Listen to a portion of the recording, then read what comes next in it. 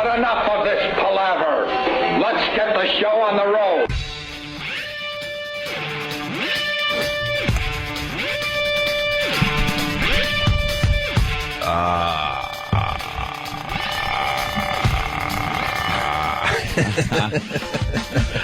Yes. It must be Monday. I don't even know where to begin. We got some really good stories from the weekend. The weekend. Are we allowed to talk about what we were talking about at your house, or do we have to have a little Oh, no. off-air discussion? That's fine. That was years ago. That was amazing. Oh, that was funny. We can end the break with that. Yeah. Can I talk about my car experience real fast? Was that interesting enough to bring to everybody? Well, as long as something has progressed, Well, and it's not just you with your broken down piece of crap again. I'll do a quickie. Friday, went and saw Jimmy at Caroline's. His new material, amazing. Amazing. A little shout out to the fans that go to see Jimmy. Stop with the show references, please. Oh, is that what they do? I know Jimmy's not going to say it, but stop. Really, just stop. Oh, I know you mean well, and I know you're showing you're a big fan, but Jimmy's up there doing his thing, and he's got really good material, and you're shutting him down by yelling out just... Monster Rain! There was one of those. God, you hack. There was one of those. Oh, God. All of a sudden, they just yell out, Uncle Paul! And he's in the middle of this great animal rant. Yeah.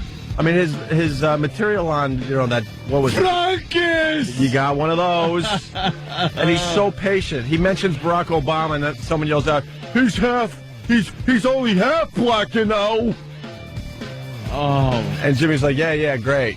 But I'm in the middle of, showing you my brilliance, so Wouldn't you it be to shut up. Great if Jimmy just pulled a gun out and shot a heckler and just kept going. Well, you don't understand how there's nothing I want more than for that to be my swan song in comedy. Yeah. So after the show, I go, Jimmy, when did that start? And he goes, wow, they've been doing this for a while now. Yeah. So I have to be the bad guy. Please. And no joke. Bad guy, the voice of reason. Yeah. Knock it off, you dummies. It's not about you. If you're a big fan of Jim Norton and the radio show and you're going to see Jim, sit there and enjoy it because he's really trying to do some good stuff on that stage. And you don't throw him off because he's a veteran, but everyone else was, in my area, they start sighing like, oh, my God, shut up. And these are hardcore fans, too. Yeah. We know the show, but, he's doing some really good material that he's honed over the last few months for us. What do they think? Like, Jimmy's going to be standing there and go, yeah, hey, come up on the stage with me. It's a bizarre thing because, that's why I learned to mention the show. When I talk about the show, right. If I'm going to do it, I'll do it at the end, like in the last 10 minutes. Right. Because I've noticed, I've used to open it up early and just go, hey, all the radio fans, and then it was just... non-stop. People will yell boardroom Jimmy. I did that twice in 1998. But I appreciate it. I've been a fan for a long time. And in all fairness, they mean well. Yeah. But, Jimmy gets into a groove. He's he is in the zone and he's working this stuff that he wants to bring to everybody. And then someone just, Frunkus. And you can see Jimmy wants to go strangle somebody. I'll Frunkus your face, you dummy. Right. Let me do my show. Especially because they're yelling it with 4 R's and 8 R's, and we can all hear the difference. We all know. 6 R's. I'm trying to remember some of the other references, but you get the point. And, because he's not going to say it. Jimmy's the nice guy here, but, do the right thing and try not to yell show references because Jimmy's new stuff is really, really good. They get a few drinks in them and just think that they're the funniest things on in the room. Right. And they have to, get everybody's attention. Look at me. Right. I listen to the show that the comedian is on. I had to have a table thrown out, Saturday Late Show in front, and I never like to do that. Because I think they were fans, but they were so disruptive, and they were just drunk. They weren't trying to be rude. But the woman was yelling to me, and it was nonstop. Yeah. And when you look down at the table and you see them talking and high-fiving each other about things unrelated to the show, it's time to go. I apologize, and I did leave without any problems. You did. And you weren't even high-fiving. You were using your feet at that point. You had far too much to drink. But most of the people were just amazing and sat there and really enjoyed the comedy. So you're talking about, a few people. I mean, if you could. I'm doing this for Jimmy today, please. And Al Jackson was great, and Amy Schumer was great. I mean, F and Al Jackson. I told him he's got to come on the show. I like that guy. Yeah, I like that guy a lot, and I like that female comic, Amy. Yeah, because we're all about hating the female comic, but fair is fair, man. She is funny. Yeah, she's really funny. And dirty. Yeah. I can't, do her material justice, but she's really, really funny. Yeah. She was on Last Comic Standing a couple years back. I remember seeing it. Yeah, I didn't even know her from that. I met her at the cellar and I watched her and I'm like, oh, she's really funny, man. She's very funny. She's got something. She's gonna go places. So then Saturday, my sister flies up from Florida and surprises everybody and gives me a call like, hey, we're all doing dinner at F.H. Riley's, my bro's restaurant, whatever. Ooh. So I'm like, yeah, cool, we'll go out there. So I call down from my car because I live in a building, and I get down there, and they go, you got a flat tire. I go, no, you see, I had a flat tire last week, which was a major hassle. We fixed that. Yeah.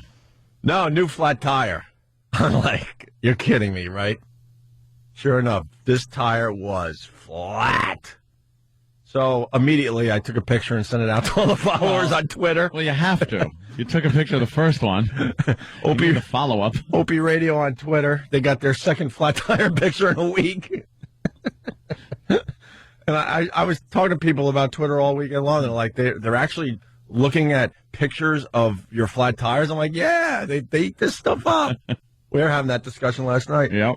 So I sent off the flat tire picture, and then I had some options. I'm like, all right, what is the fastest way to fix this tire? AAA would be a nightmare. Yeah. What would that be, an hour before they even show up, possibly? Takes forever. Now, I'm in Manhattan. Do I take the flat tire and throw it in the back of a cab and find somewhere to fix it, then bring it back to the garage?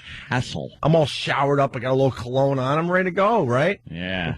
So then I get the bright idea. I'm like, okay, I still get the flat tire from last week in the back of the SUV. Not fixed? No, I'm driving on the donut tire, which is a full-size tire in my car. So I'm like, all right, I will sacrifice one of the tires to get down to the gas station to fix the other tire that's in the back of the SUV, and then I could drive out to FH and not miss dinner. So that's what I did. So I get to the garage, which was like 20 blocks away, hit a bunch of horrendous potholes. And this, you feel every bump when you're riding on the rim. And, it's like not having joints left or something. Or what's this? With like cartilage? Yeah, the cartilage in between the joints. You feel it. Yeah, those tires pretty important when it comes to hitting bumps. You have no idea until you're going 30 miles an hour on pretty much a rim. I mean, this thing couldn't be flatter. And I pull in, and it was a night. I was ready to say "believe it or not," which is so lame. It was a Muslim dude that ran the garage, and he was really cool. So he takes the tire off. He goes, "I can't fix this. I mean, the rim is just destroyed." I go, "No, I know. You keep that." I sacrificed it. Yeah, I sacrificed that. I got another tire, and make a long story short, he fixed that. I go, "You sure this is going to get me out to Long Island and back?" He goes, "You could drive to Chicago." That's it? No further? He goes, "You could drive to Chicago." And I debated, maybe I should just drive to Chicago for the next couple of days. See if he's right. And test it out. So then, just looking at my wife all the way out to Huntington. With her blanket on? With her blanket on that if you've been following this, yes. And I'm just looking at her, and I just ran out of excuses, ran out of things to say. I couldn't spin it at all. So I got up yesterday, and I just left her in bed, and I took off, and I bought a new car. Yay! Bought a new car. Finally. It came down to 2 flat tires in a week. Jesus. Bought a new car, because then I took a picture of me in the tunnel that you always talk about under the East River for the people on Twitter. And they're like, "That's not your new car." They have to get it all, they got to get the plates and the insurance, and they got to, make it all nice. Yeah. So I get it in a couple of days, so I'm really happy. Look at you. You do know that photography inside the tunnels is illegal. Is that one a bad one? Well, that's a cool picture, though. Look at that. It is cool. And, wow. It's not allowed. Is it for real? Yeah, there's signs that say no photography. Oh, no. They're afraid, terrorists are going to be scoping it out and taking pictures of well, they're taking pictures of me. I'm going to take pictures of them. Yes. Well, that was coming home from your joint. I think you'll be all right. where I stopped by Ann's just to say hi and see this this theater that he's putting in the basement. I literally started weeping, Jimmy. Why? Weeping.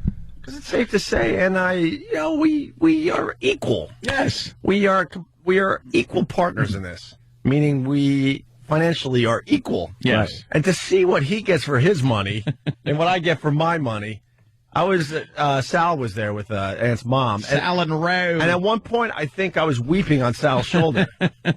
Weeping. It's okay, Opie. I'm trying to spin how cool it is to live in New York. He's showing me where his little wine cellar is going. He's gonna have a little walk-in wine cellar, and I enjoy my wine. And this is where the full-size 9-10 person poker table is gonna go, and we're gonna put a bar over here. Bar. And then he showed me the theater. And Sal even's like, if you're depressed now, just wait till you see the theater. I walked in. He's got a movie theater in his house. Yeah, that's what it comes down to. Some people get they do a home theater thing in their living room or something like that with a good sound system and everything. It's home theater. Right. I wanted an actual movie theater in my house. So that's what I went for. Yeah. A movie theater. Now, just picture your local movie theater, one of the nicer ones. Yes. And then just shrink it down. Shrink it down. To put all white people in it. Yes. No disruptive cell phones and yelling. And I won't have to worry about getting anyone in battle mode. Yeah. If my girl perks up and says something. Shrink it down to a theater that fits probably about 20 people, but the screen stays the same. Yeah, I gotta have huge. More or less. The screen is huge. Big ass screen. Has little stairs, so you go up to your little seat. Yeah, there's the little stairs along the side aisles and little pin lights that come down on the stairs. That's and then cool, man. There's sconces, very Art Deco. I have the whole thing looking very, very retro, Art Deco looking with the colors and Jimmy, it's the lighting and everything. Ridiculous. It's ridiculous. Yeah, it's a lot of it's. I'm so psyched to get this. Wait, done. the seats are in? A few of the seats are in now. Mm-hmm. I actually got that on my Facebook. I put a few of the pictures up there of the theater, the walls, the seats. Half the seats are in right now. And they're big, cushy, reclining, electric recliners. Really? So they all can just Dude, tip back. A couple of the seats don't have armrests, so they're like love seats. So if you're there with your chick, you could just kind of hang out. And I want to come watch a movie. Oh, yes. I'm going to have a huge premiere party where, everybody will come over, watch a movie. I should say the seats are better than movie theater seats. Oh, yeah. They're bigger, more comfortable. There they are. There's the seats. If you go to Anthony's Facebook, you can see some nice pictures of the theater. It's just ridiculous. And I came back to the city kind of sad. Oh, Jesus.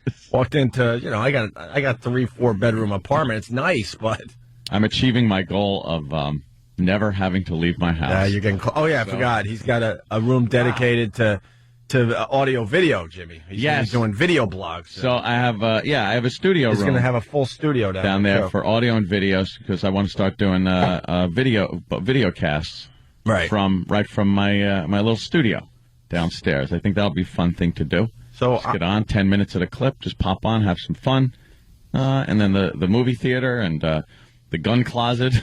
The gun closet, dude. I saw last time I was there. I thought he had impressive weaponry. Let's say he showed me stuff. I don't even know how you hold it. I have no idea. You've got to see some of this stuff. Yeah, just load it up. All legal. Oh yeah, I'm legal eagle. Barely legal. You got barely legal. Well, the girls. That's what I'm getting at. Barely legal girls, barely legal, and barely legal guns. That's how you roll. They make it through. And then we're sitting at the table. It was me, you, and Sal, and your mom. Mom and Sal. And then all of a sudden, you guys. I'm not saying this.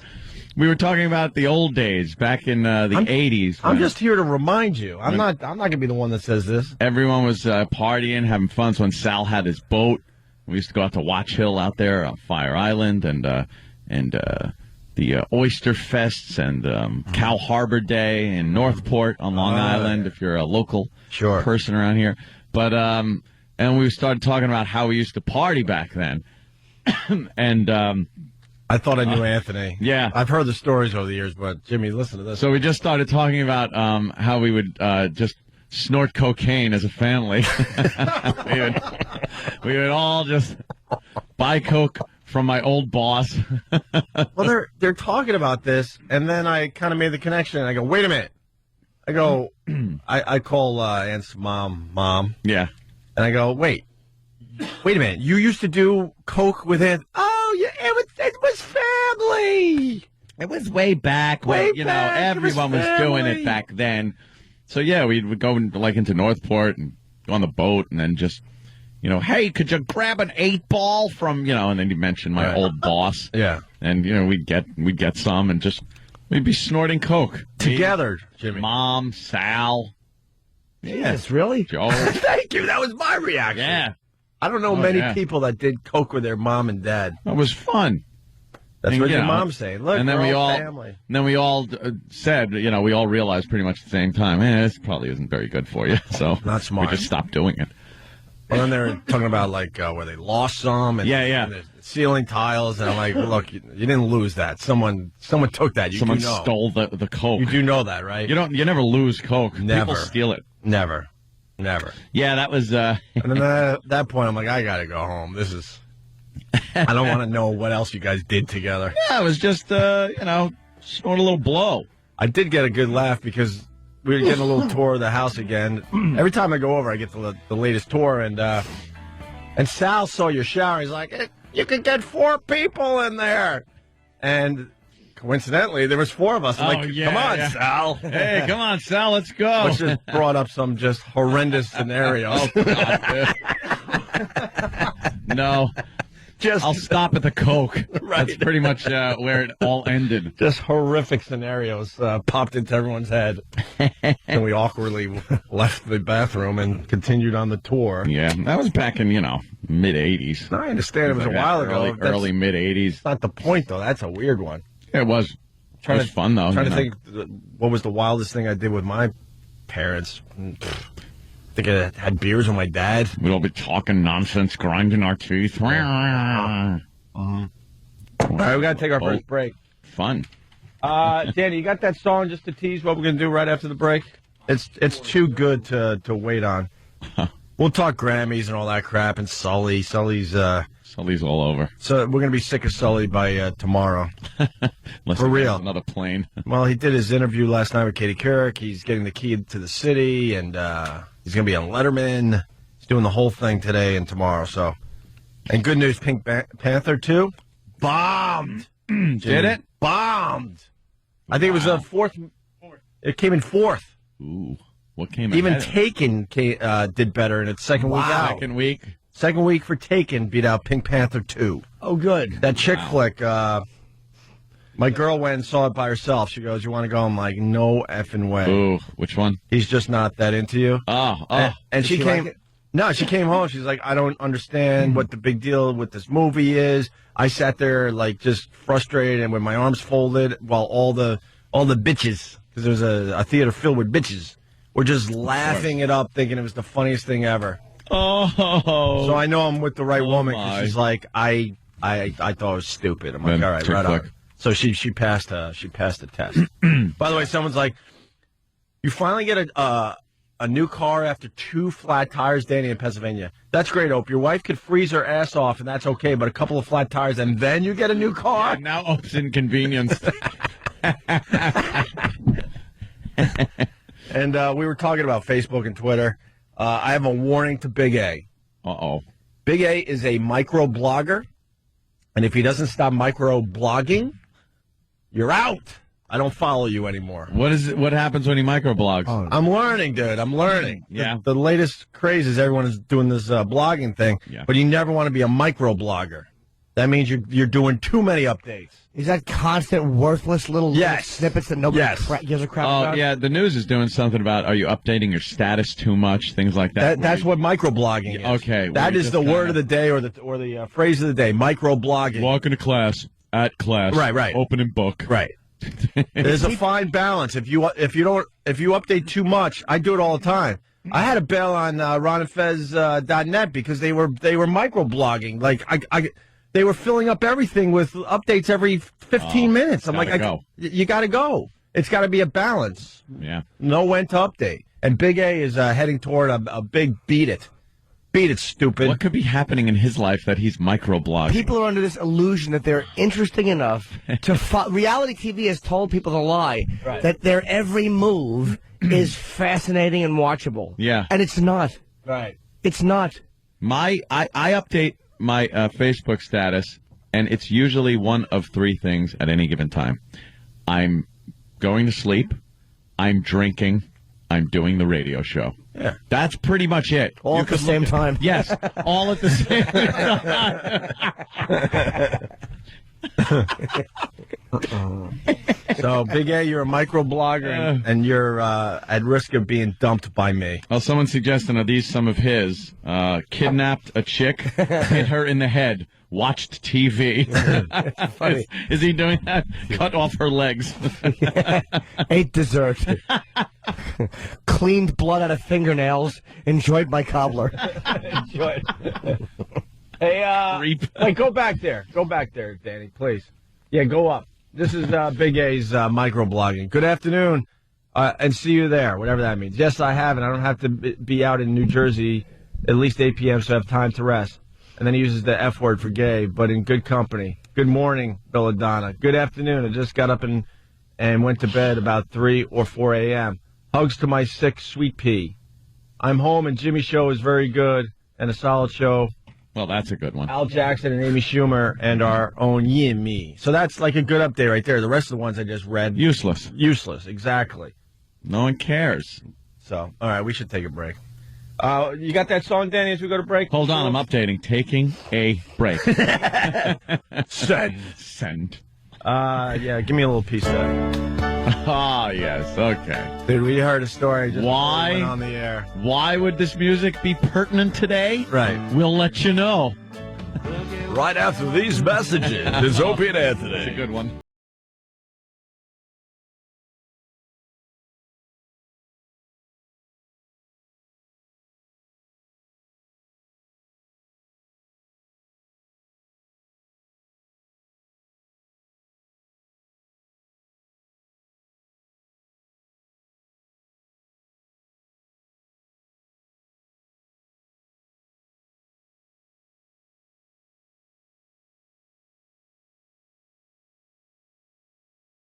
You watched the Grammys last night after I left? No.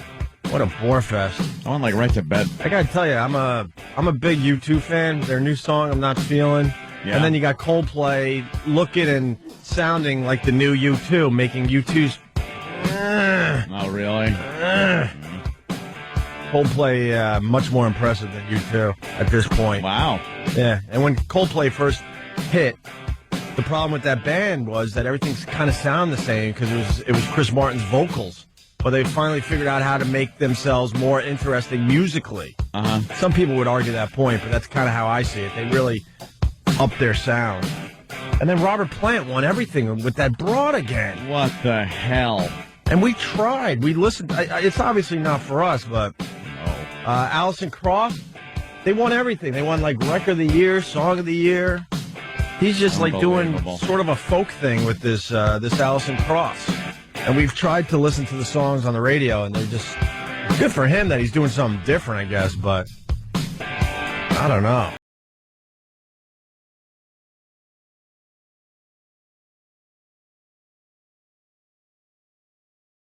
Chick Rihanna. You know, Hinting? Rihanna did what? Umbrella and hold on there, yeah. Go ahead. She was nominated for Disturbia as well, but both of them were supposed to perform, and both of them pulled out at the last minute, less than 3 hours before the broadcast. Yeah. Chris Brown actually had to surrender to the police because he was a wanted man on I think they said felony domestic abuse. Felony domestic? Yeah, but they did not name the woman, and Rihanna was reported to be leaving a hospital after treatment. So wow. It's kind of all coming together like there might have been a problem. I got beat up by my fella. Wow, there you go. Wow, man. Who was this guy? Let me see his picture. Is he a big Chris guy? Brown. Yeah, he's Big guy. He's not really. He's more of a dancer. Oh, really? Dancer. Yeah, he's actually quite talented.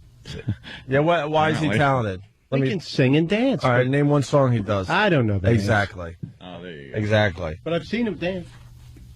Jesus. So that story is developing. What a douche. Trying to think what else about the Grammys that matters to anybody out there. We'll go back to Grammy talk in a minute. You want to get into the Comic-Con? Yes. This is what I want to talk about. Can you hit that song again, Danny? And I think at this point, Sam needs to bring in his guy there, Yeah. intern Dave. David, our executive intern, Oh, was he a scream on Friday? and Sam is his handler. Right, Sam? Yeah. Wow, it tells him where to sit and everything. This is like Oh, kind of like a wrestling thing. He still has his laminate on. Why do you still have your laminate on from Comic? What's this? Oh, okay, good. Everybody. It's a person. There's a person stranded. There's a person stranded. Yeah. Oh, da-da-da-da. He's singing along. By the way, good for Christian Bale. He apologized for his rant and basically said, "Look, make fun of me. I was an idiot, right?" Mm-hmm. He's pretty much saying, "I was an idiot. Do what you have to. Make fun of me, whatever. Yeah. I'll get through this, but I was wrong." He wasn't wrong.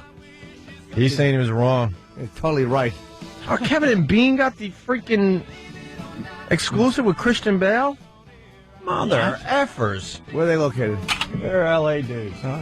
We met one of these guys. They came to New York. They couldn't have been nicer. I don't think I've heard their show maybe a few minutes here and there when I was in L.A., but this is Christian Bale and Kevin and Bean. We'll get to you guys in a second. I have no confusion whatsoever. I was out of order beyond belief. I was way out of order. I acted like a punk. I regret that. And there is nobody that has heard that tape that is hit harder by it than me. So I make no excuses for it. It is inexcusable. And I hope that is absolutely clear. You know?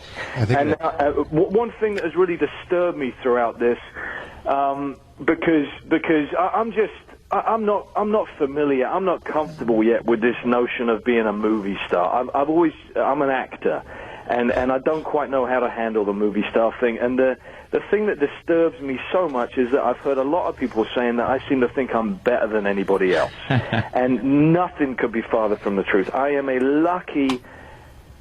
I don't want to swear. I'm a lucky SOB, right? What I do, I never forget that, and that is why I put so much into what I do, and why I care so much about it, and why sometimes that enthusiasm just goes awry, you know. And please, if anybody ever sees that I really am thinking that I'm better than anybody else, stick a fork in my backside, turn me over, I will be done. That is not me, you know? How about you let someone else talk, Christian Bale? I like how he's just avoiding using any kind of profanity. Yeah. Yet he just unloaded. Yeah. I was full of gumdrops. Good one. Good for him. Why can't we get the big freaking, exclusives? We never get the exclusive. Because we're dicks, Ope. Yeah. Is that it, you think? Because all we have to do is be nicer? he would ain't call up. Ope would be like, "So, what happened?" Yeah. Dial tone. Well, I remember it click, and we'd laugh. Yeah, we probably could have had the exclusive many times, but we had to just, make ourselves ruin it. laugh. Yeah, ruin it. All right. Well, the callers would start calling in to support him, and they'd probably be like doing them, whatever noises. Yeah. We would just start playing all the clips of him yelling. I don't want to argue with myself. All right, A-Rod's all over the TVs, every TV. A rod? A-Rod. Oh, that's different. One of the rags is calling him A-Hole right on the front page today. Really? We'll get into it in a few minutes. But first, Sam, you brought intern David to Comic-Con. Yeah, we got to spend Saturday afternoon together at the New York Comic Con. Aw, that's sweet. How did that go? It was great. It was me and David and my girlfriend, and she was psyched not only to go to Comic Con, but to get to spend the afternoon with David. Oh, that's cool. Yeah. Oh, God. How much does she hate you? No, she had fun. And what we did was, David noticed that everybody was coming in costumes and stuff. He thought there would be more celebrities there. Yeah. I would be very angry if I went to a Comic-Con and there weren't a lot of celebrities. But there never really are that many. At the New York Comic Con, What? there's a bunch of artists and stuff, but there aren't really... I mean, I met the Honky Tonk Man. No way. The Honky Tonk Man was there? Yes. I remember the honky. Wow, the Honky Tonk Man. Kind of did the Elvis thing. Yeah. Before he wrestled.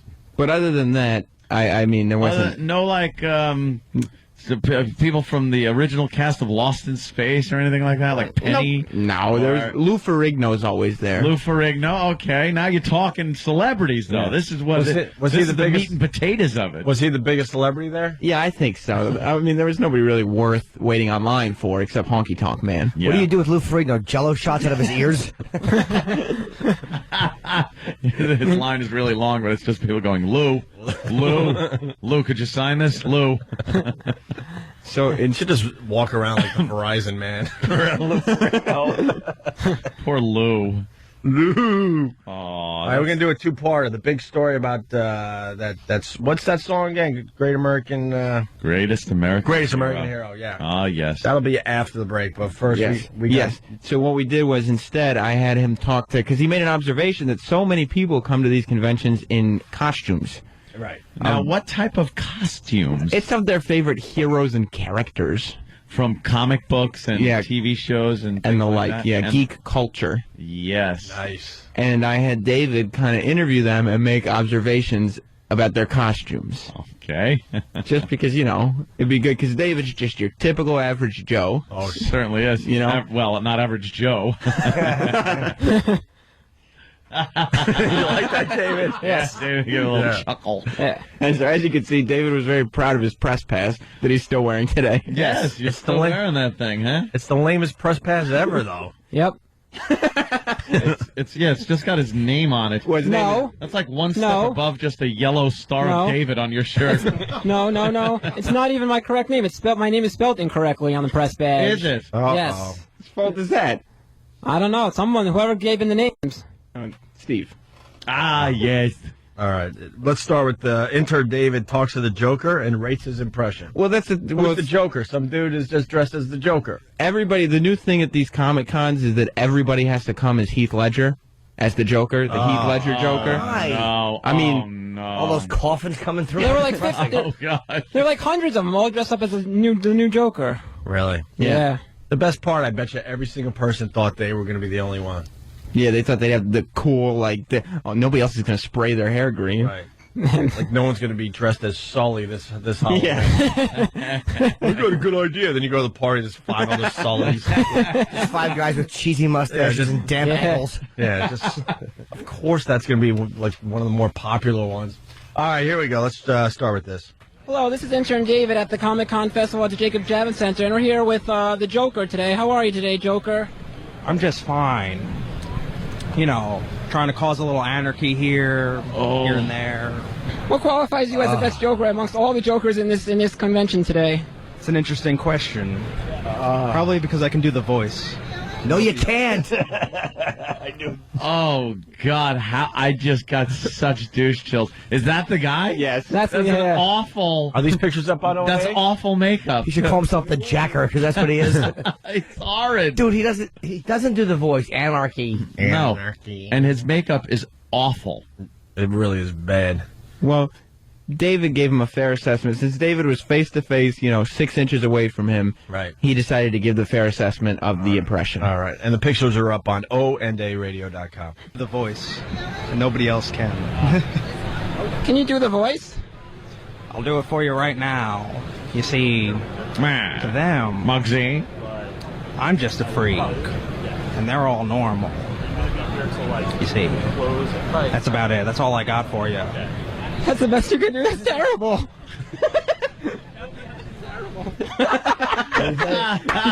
You rule. He just started laughing and saying, "That's terrible. That's terrible." David. Nice. Called him out. Right to his face, David. Yep. I like that. See, because all these guys in costumes, like every internet blog and every place goes and interviews people at Comic-Con, and they all have cute stories on, like, everybody who's in costume gets interviewed for these puff pieces. So they're all like, yeah, I'm the Joker, blah, blah, blah. And then David comes along and says, no, it's terrible. You're terrible. Yeah. You think it was a good impression? No, it wasn't good at all. It was horrible. Did the guy just slump away all dejected? Well, no, he thought he could survive. He thought he was just part of the joke. So then David decided to tell him what he thought of his costume. Oh, Okay, that's probably better. What about your costume? What about my costume? You think your costume is better than all the other Jokers? Yes, I do. I don't think so. Your costume's not looking too good. But Why? What do you think of the costume? this costume is terrible. I could have done a better job on that costume. All right. Thank you so much, Joker. He got mad. He had to skulk away. Wait, he said wrap it up? No, I told him, because the kid would, at that point, he's just kind of standing there, All depressed. giving us the, all right, just like Ready to moving around. cry. And David doesn't know when to wrap it up. So That's true. Well, you know what? You should let him go until... Well, we got, there's more. All right, David talks to Scooby-Doo, Yes, David found Scooby-Doo. and Scooby-Doo sits and takes it while David insults him for a minute. Well, Scooby-Doo happened to be a 6'4" black man with glasses and a Scooby-Doo outfit. Oh, boy. He was wearing a Scooby-Doo, like what? Like almost like a mascot type outfit? Yeah, and it was one of those masks where, like, the Scooby-Doo head sits on top of his head so you can see his face through those where are the neck is. dumbest Yeah. masks ever. Yeah, this guy was. He's not 6'4", by the way. I'm looking at the picture. It's on onaradio.com. The black guy is as tall as you, Sam, but then the head on top of his head maybe makes him that's- 6'4". yeah. He's some big nerdy black guy with glasses and a Scooby-Doo costume.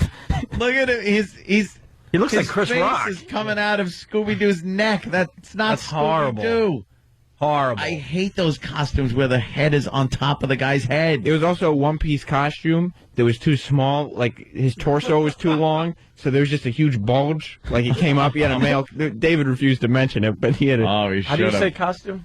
costume. Costume. What's wrong with that? It's probably the right way to Say say it, but Costume. most people alive say Costume. costume. Sausage. No, costume. Costume. Do you say Costume. Do you say schedule too? Schedule. Schedule. Costume? Costume. Costume. Why do you Costume. SH it? Costume. Costume. Because with the T and the U, Put your costume. costume on. It's terrible. I think it might be the proper way to say it, No, but it's it not. just It's doesn't terrible. sound right. All right, here's intern David just talking about Scooby-Doo. Hello, this is intern David. We're here at the 2009 Comic-Con Festival. And who do we have with us today? It's Ruby Dooby Doo. Oof. Oh my god. Why is it Ruby Dooby Doo? He's a dog, so, you know. Ruby. Why Ruby? Yeah, did they ever do Ruby and Scooby-Doo? Scooby Doo kind of, when he said it was a little weird, but he didn't say Ruby. They definitely did. And who do we have with us today? Ruby Dooby Doo! You don't look so much like Scooby-Doo to me. I mean, what's that weird voice that you got going on there? It's kind of weird. Is that how you normally talk? Well, no, this is how I normally talk. Hey, ladies. But when I come to Comic-Con, I'm Scooby-Doo. Why do you keep laughing like that? Like with a little nerdy giggle. What's that all about? Well, let's say I've had some Scooby snacks earlier, if you know what I mean. No, I don't know what you mean. That doesn't sound anything like Scooby-Doo. What? You've never seen my cartoon. What cartoon do you have? Scooby-Doo. Scooby-Doo, where are you? Ruby-Dooby-Doo. Nerdy-looking guys in glasses have cartoons? Well, not me personally. The cartoon I'm wearing. I've never seen a nerdy Scooby-Doo before. Now you have. That's what you see at Comic-Con. The balls on this kid. Then again, you're dealing with just nerds. But Yeah. still. Yeah, you act like he's calling out Chuck Liddell. Calling out a black retarded guy in a Scooby outfit. Ruby Doo. You know, just walk around with their costumes and, how and they play the embarrassing. part. Yes, they do. Yes, all of them. This is an embarrassment. They ought to just, Right, David? Oi! Oy, they ought to oy, oy. torch the building. when You all these embarrassed for people them? are in there. Are you embarrassed for them? I am so embarrassed for this guy. What part got you? The part where the Ruby Doo was bad, but then when he tried to just talk off the cuff, off script in the voice, he just can't do it. Hey, lady. The Scooby snack line was pretty funny. Oh, was that hysterical? My favorite was when he goes, "If you know what I mean," and then David goes, "No, I have no idea what you mean." Yeah, You David's don't very sound anything. energetic. Unbelievable. All right, then you guys moved on to Mario. Yeah, Super Mario was there. No way. In the flesh. Ah, I see the picture on onaradio.com. Yeah. All right, here we go. Track his ad there. All right, hold on a minute. Intern David at Comic-Con. Hello, this is intern David at the Comic-Con convention at the Jacob Javits Center, and we're here with Mario. How are you today, Mario? Very good. What kind of a costume are you wearing right now? I'm wearing overalls, boots, gloves, a Mario hat with the M on it, mustache, and the shirt, the red shirt. Wait, what did you just say? What's that thing on your upper lip that I see? It's a mustache. You think that's a real mustache? Yeah, it's a real mustache. What's so real about it? It looks kind of fake to me, don't you think? Okay, yeah, it's fake. That's what I thought. It is fake. He's a journalist. He's getting to the bottom of things. He Yes. wants Mario to finally admit that is a fake mustache. Not real Mario. It's 5 inches wide and a foot long on his face. Yeah. It's made of felt. Yeah, made of felt, was it? Yes. Yes. What about the rest of your outfit? You think that's a really good Mario costume? It's alright, it fits. It's better than everybody else's. What makes it better? I've seen some other Marios hopping and jumping around here. I think theirs are better. Well, what do you want me to do about it? Maybe you should go make a better Mario costume. I mean, you have a M stitched onto your hat like that. You didn't get a real hat with a real M on. You have to stitch your own M on your hat. Well, it's better than your costume. You don't have anything on. I'm not trying to be anyone. I'm just trying to be a regular, ordinary person from a radio station reporting. That's all. Alright, I'm done. Thanks so much, Mario. Thanks so much, Mario. They back down pretty easily, don't they? these Yes, they guys? do. Yeah. They just get all depressed. You won't find one set of balls on any of these No. guys, huh? It's their big day at Comic-Con. Right. Then Yeah, David's yeah. just blowing up their spot. Yeah, And they get all excited because they think it's going to be like a little puff piece where they get to stay in character and be like, Yeah, we're here yeah. with Mario. Yeah. And David just Oh. smashes them. We got one more there, Sam. This is my favorite moment of the entire weekend. Oh, good. Maybe of the year so far. Yeah. David talking to Dick Tracy. This is intern David live at the 2009 Comic-Con Festival, and who do we have with us today? I'm Detective Dick Tracy. You are? What's this costume that you have on here? This costume is a vest, this yellow beautiful coat, and my snap print fedora. Wait, so you're telling me you're dressed up as Dick Tracy, is that correct? Yes. You look nothing like Dick Tracy. What are you talking about? Hey, I got the Tommy gun, pal. Don't mess with me. What's with that gun? You made that out of cardboard and wood. That's a big gun. How could that hurt me? Oh, it doesn't shoot, but this is real. Get my drip? No, I have no clue. No. So what's up? I'm still trying to figure out your costume. You don't look anything like Dick Tracy to me. I think Dick Tracy was a lot skinnier than that. Oh! He just turns around, and then that guy just, I've never seen someone so quickly just turn around. He said, goodbye, and just turned around. He is a fat Dick Tracy. Yeah, he really is. I said, oh, you look fat. You're not a skinny Dick Tracy. And he walked away. Like, goodbye. Yeah, we laughed over. Listen to the last second. I think he Yeah. said something like, I'm done. Yeah, listen. So what's up? I'm still trying to figure out your costume. You don't look anything like Dick Tracy to me. I think Dick Tracy was a lot skinnier than that. Goodbye. Goodbye. He said goodbye and he walked away and he ran away. He was so upset. David, we might have created a monster because he had so much fun once he started making fun of people that even when we were done, he just started walking by people going, what are you supposed to be? Not on tape. He walks by this Dick Tracy guy again, who was obviously furious, who had his back to David while the kid was on the phone. And David pats him on the back and just says, thanks for the interview, Dick. Yeah. God. He's going to be on 42nd Street. Hey, who are all you black guys in red hats and red scarves? Yeah. Oh, right on. Did they think you were dressed as Juby Doo? You know what the funny thing about the Scooby-Doo guy was that he was passing around these cards for his website. He has some website called www.nerdyblackguy.com or something. And he was supposed to pay, yeah. All right, listen, we got to take a break. Part 2 with intern David. Now, you left Comic-Con, but he stayed there? Yeah, that's the thing. I had to get a train home, so I left. But E-Rock was there. Yeah. And so he met us there, and he was like, well, I'm going to stick around for a while. David, if you don't want to go home, we'll just walk around together. And then David filled me in on what I missed. It's a good story. Yes, it is. Look at David. Yes, it is. Yeah, we'll get into that after the break. Intern David, you stay on the couch there. Opie and Anthony. Okay.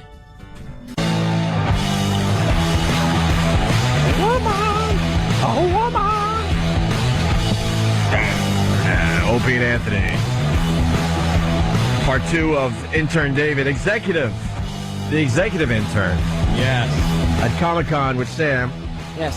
So Sam left to catch a train, and David stayed behind, and E-Rock showed up, right? Yeah, well, David... Well, E-Rock was already there, yeah.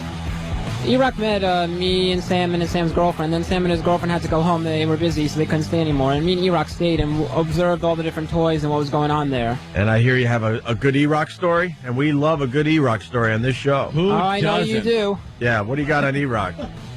Well, we walked around, we saw all the toys and stuff, and then we proceeded to move on to another area where there were people signing autographs. Ah, these are where the big celebrities are. The big gets. You see Yeah. any big celebrities there, intern David?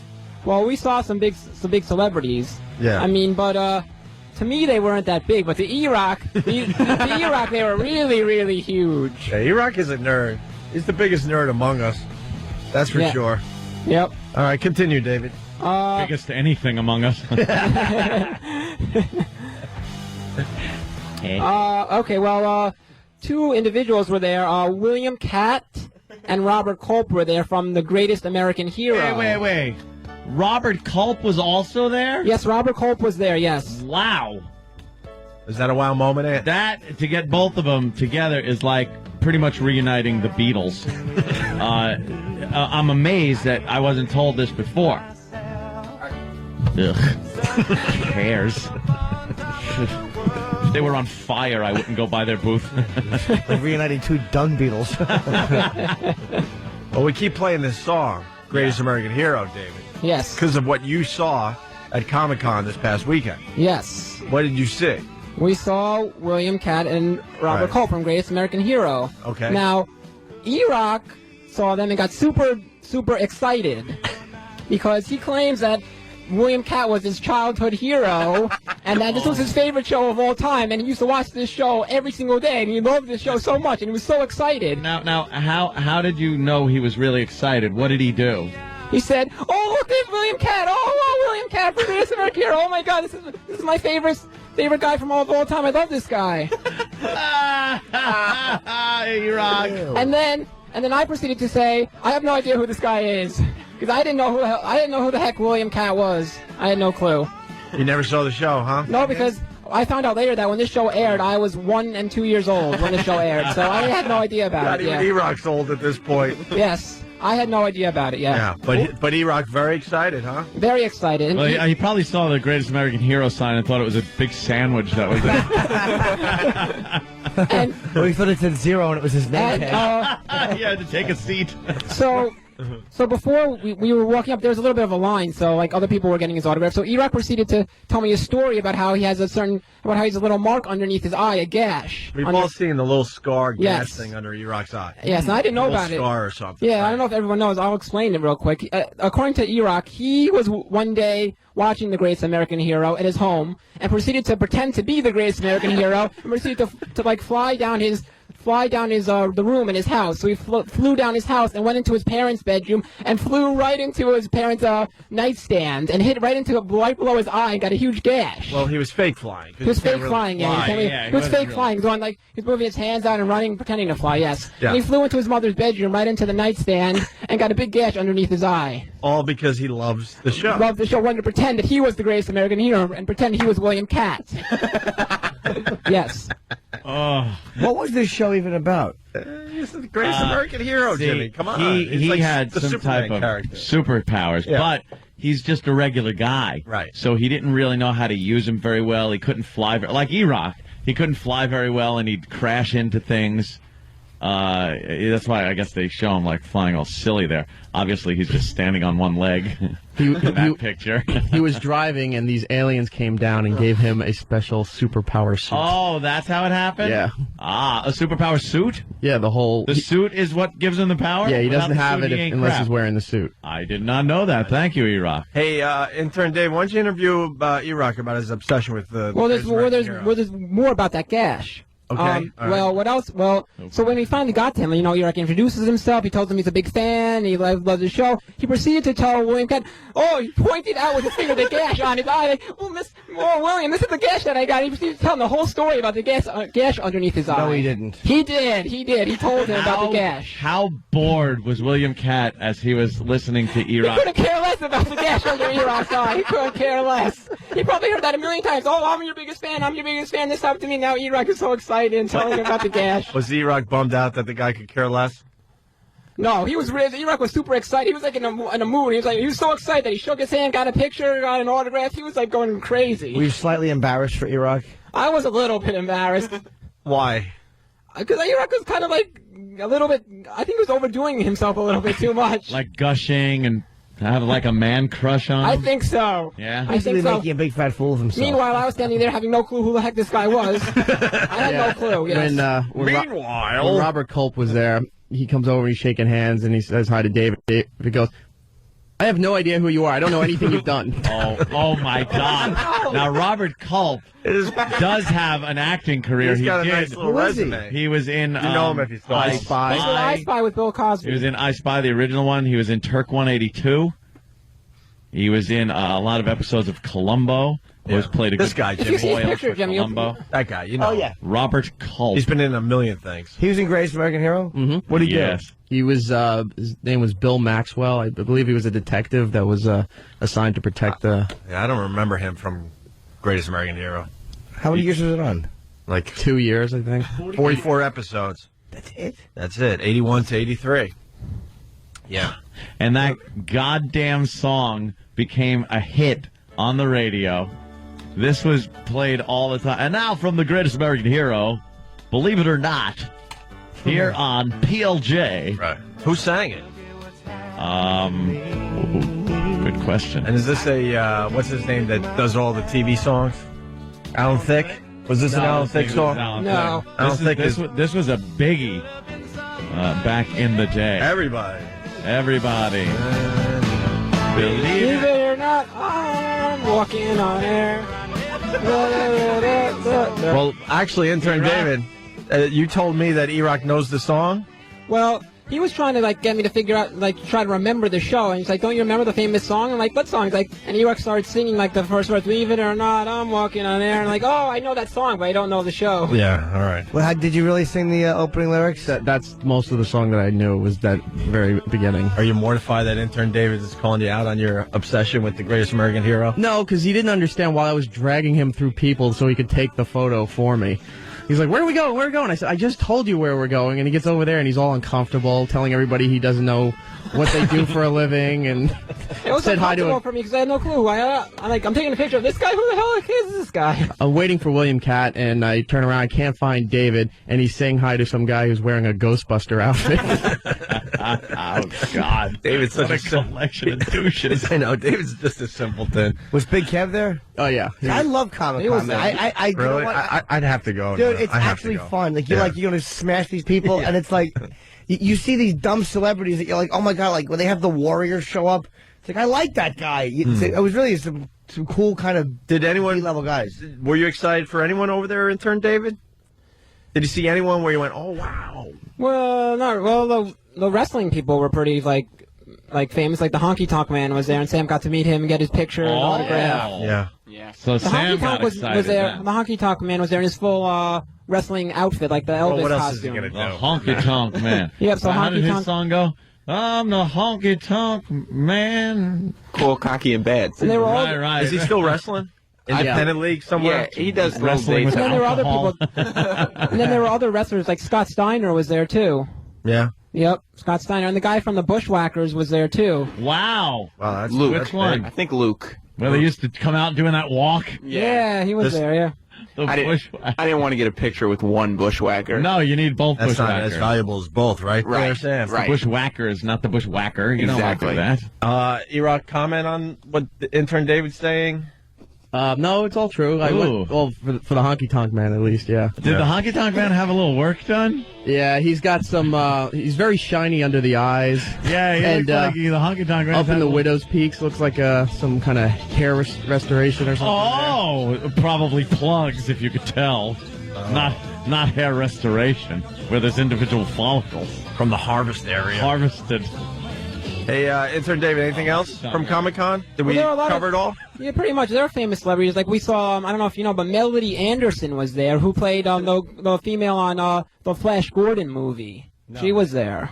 Wow. David's got like a photographic memory because he didn't know any of these people. And then I'm like, that's the Honky Tonk Man. And he said, oh, the Honky Tonk Man. And now he remembers every single name. Who else? There was one point where we're walking, and Sam and his girlfriend are a little bit ahead of us, and we're trying to figure out other people to interview, and David goes, there's no line for Lou Ferrigno. Why don't we go over there? And his handler is right near where David is standing, trying to draw people to the line. And he keeps going, why are we talking to Lou Ferrigno? There's nobody talking to Lou Ferrigno. Oh, that's gotta suck to these guys. That's got to be the worst part. Is what do you do to make it look like things are going as planned? Yeah. And you didn't want a line. Like people had lines, and Lou Ferrigno was empty. So I was like, why don't we talk to him? Try to get an interview. This is everyone's reality, by the way. Fast forward 10 years, there's an old Anthony and I sitting there hoping that someone comes up to our table. Remember St. Patrick's Cathedral? We're the guys. Yeah. Ed Mayer. Yeah, you get pictures of us. Just signing pictures from us at AAF. Here's the only thing I'm trying to get to the bottom That's our future, you know it, right? Oh, no, please. What do you got to say? The only thing I'm trying to get to the bottom of is what actually happened at Comic-Con, because before David came in here, Eric started yelling at him and calling him a liar. Oh, really? Oh, yeah. Most of what David said is true. I did not say nor tell William Catt that he was my childhood hero. What? Was No, he on- I believe David. Was he on the hero list? No, he was never on the hero He list. told him, Eric, when we were first going up to William Catt, Eric was trying to tell me who he was because I had no clue. He just told me that he was his childhood hero. I never said childhood He hero. said I it. told you all about the show. And he said, oh, this is my childhood hero. I even got a gash under my eye, because of my hero. Yes, Iraq did, yes. Here's also something that David left out. I did tell you that I used to have, and I was 3, 4 when the show was on. I used to have the costume, so I used to wear the costume a lot for the Greatest American Hero with the cape and everything. It was an all-red and black outfit. Yeah, what? And you said costume wrong. Sam? It's costume. Costume. No S-H in it. Costume. Costume. Watching Sam Monopoly is costume. Does it say costume? Costume. Costume. He moves his lips He goes, forward. Costume. Costume. Say it at home. It's kind of fun. After a while. Costume. Costume. Yeah. Costume. And people are pointing out if intern David says proceed one more time, they want us to hit him with a cattle prod or something. So he was really, proceeded. Yeah. he was really, Evok's lying right now about not being the hero. Yes. If you had a little suit, a little Greatest American Hero costume that you put on, you absolutely, he was your hero. Why would you ever wear that? Like people, Because you're 3, 4. When you see something on television, you want to dress up like it. No, you don't. What, 100 pounds? I think you're lying. I think you got that scar when you were 17. Yeah. Making the whoosh noise as you ran through your parents' house. Whoosh. Whoosh. Oh, just imagine as you're wearing your chubby, costume. a chubby little Iraq in a costume. Did they have to get the extra large one? Of course they did, with a tear on the little hiney. Are you with me? I just want to say costume for the next hour now. Costume. Oh, Ugh. man. God, what a crew you guys were this weekend, huh? So he was really gushing. He was gushing. He was pretty, flipping out and really excited, yes. Is he downplaying it now, you think? He's downplaying it, yes. No. Now, Iraq got very excited about the Greatest American Hero guy. Who would make you very excited, intern David? If they walked in that door right now, who would be the big, oh my God, I can't believe he's in the studio with me? Who's your big get? I don't know. I'm not sure. You know who David really likes? The Indian chick from ER. Indian chick from She was ER. also in Bend It Like Beckham. Oh, her. Yeah, I like her, yeah. He's talking about Why do you all like the her? time. I don't know. She's just hot. I like her. I don't know. Is she American Indian or Indian from India? No, Indian from India. Yeah. Yeah. You like Indian chicks? Yeah. Look at him, yeah. Yeah? Dark, nice long hair. Yeah. Look at him, he can't even look at you, yeah. You see Slumdog Millionaire? No, I haven't seen it yet. Oh, you'll fall in love with the girl who's in that. Oh, boy, why don't we show him the picture? She's pretty The star hot, of Slumdog Millionaire. You tell me what you think of The her. adult version of Lanika. Yes. This girl, tell me if you like her. She's very pretty. Intern David. Where's the good picture? She's a big star in India, I think, right? Mm-hmm. Is she? Yeah. I hope so. Probably would be. Danny, I saw what you did. Danny just That's doesn't know the Indian name. hilarious. He's trying to figure out which one is the chicken. That is really funny. You're gay. So I'm going through their names on the IMDb. So he guessed that this one would be the Indian chicken. It was a dude. How can you tell with the Indian Well, because you know names? what? I'm looking at their names. I'm like, all right, that's not going to work. So then I start looking at their character names, but then that's not working. Yeah. Yeah, we can't figure out which one was the broad. I'll tell you if it says Lanika. Right there, Latika? Latika, I'm sorry. Yeah, Latika, right there. This chick. What do you think, Intern David, before we take a break? Where I can't. Where? I'll make it bigger. Whoa, whoa, wee, whoa. This girl. Show him that picture right there. Where am I looking? Yeah, you like that? Yeah, let me see. Can't see. Get up and look. I know, exactly. You want everybody to move out of your way? Come here, David. Jesus. What a bum. That's the star of Slumdog Millionaire. Get up there. She's a very pretty He's scared to get too close to the screen. What do you She's very nice. I like her. Yeah. All right. Well. Come on. Use the fist. Good Mike What happened to the fist What happened to technique? one fist? Okay. Yeah, I like her. She's very nice. He did it again. What's wrong with you? David, you taught us all one fist away, remember? He did the one fist, and then he moved way in closer. Way in close. This, there's a nice picture of her face. What do you think? She's very hot. I like her. All right. She's a pretty girl. Yeah. E-Rock can't even get facts about Greatest American Hero right. Let's say hi to Tim. Has a problem with E-Rock. Tim, what's up? Hey, how's it going, guys? Hey. Tim. Look, E-Rock doesn't know anything about this show. Bill Maxwell is an FBI agent, not a private detective. I didn't say And the private. Yes, she did. Yes, you did. Yes, you did, Euroc. You said detective. and the You said alien. private. You did, right, David? Don't worry, You it's your said private show. detective. We all heard him. He doesn't know what he's talking about even. No. Intern David has a weird, memory, so. Go ahead, I'm sorry, sir. And what happened is that the aliens would made Bill Ralph's partner because Bill, being an FBI agent, would have an inside track to all the cases they would need Ralph to be intervening on. That's all. They had a private detective running around. And the reason why Ralph is such a bad hero is because he lost the instruction booklet 3 times during the show. Yeah. Oh, the instructions for the suit? Yeah. Right. So he didn't know how to use Right. it. Why'd they pick him to give the suit to? Really, because he had a good heart. Yeah. Yeah. Yeah. It was the 80s. Yeah. Was it?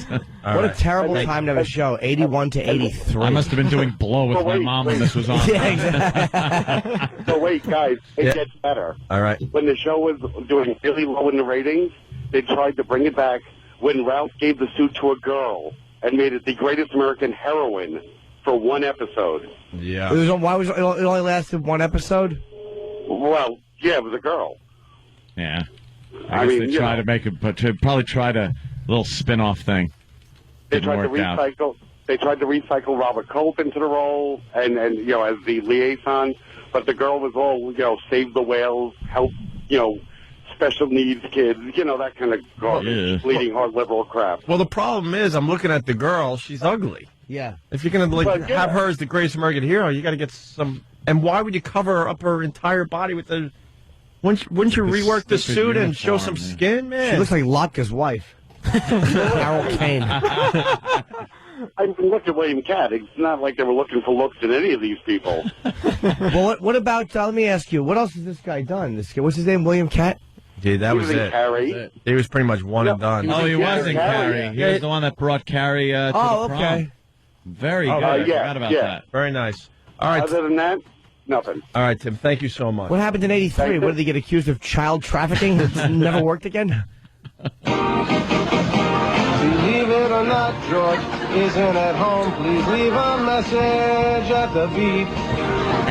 I must be out, or I'd pick up the phone. Where could I be? Believe it or not, I'm not home. What is that? From Seinfeld. That's George's outgoing message. Yeah. In Seinfeld. He sang it with the music. You gotta talk about Greatest American Hero. You gotta play that, right? That was such a funny episode. Absolutely. The way he was just kind of pantomiming the words himself. He was just having fun with it. It's like, where could I be? And he throws his shoulders up. Like, I don't know. All right, guys, thank you. So you got Sam, you got executive intern David. E-Rock, could you just do me a personal favor? Yeah. When you leave the studio, could you leave it like you flew around the house when you... You got a gash on your arm. Do it towards the window. Or bump into something. Yeah, I just kind of really want to see all the way out the door if you could just do that. What E-Rock used to do as a kid. I know it's How you radio. looked as a kid. Imagine And going. there he goes. There goes E-Rock fake flying out of the studio. What a jackass. I know. I recognize him. He was above the Super Bowl this year. Oh, no. All right, when we get back, we'll get into the A-Rod thing, I guess, a little bit. And some other things, more Grammy talk and Sully. I think we got the Sully interview coming in. Some sound clips from the Sully interview that was done last night. Oh, that era. But first, it's Black History Month. Who are we looking at today? Oh. To celebrate Black History Month, the Opie and Anthony Show is recognizing those historic African Americans without whom this country would not be the melting pot it is today. Today we honor Tiny Zeus Lister, whose riveting performance as the brutalizing Zeus in No Holds Barred kicked off a whirlwind career, leading to dozens of roles in films that called for an enormous black man with a weird blinky eye, such as Debo in Friday and President Lindbergh in The Fifth Element. What was the name?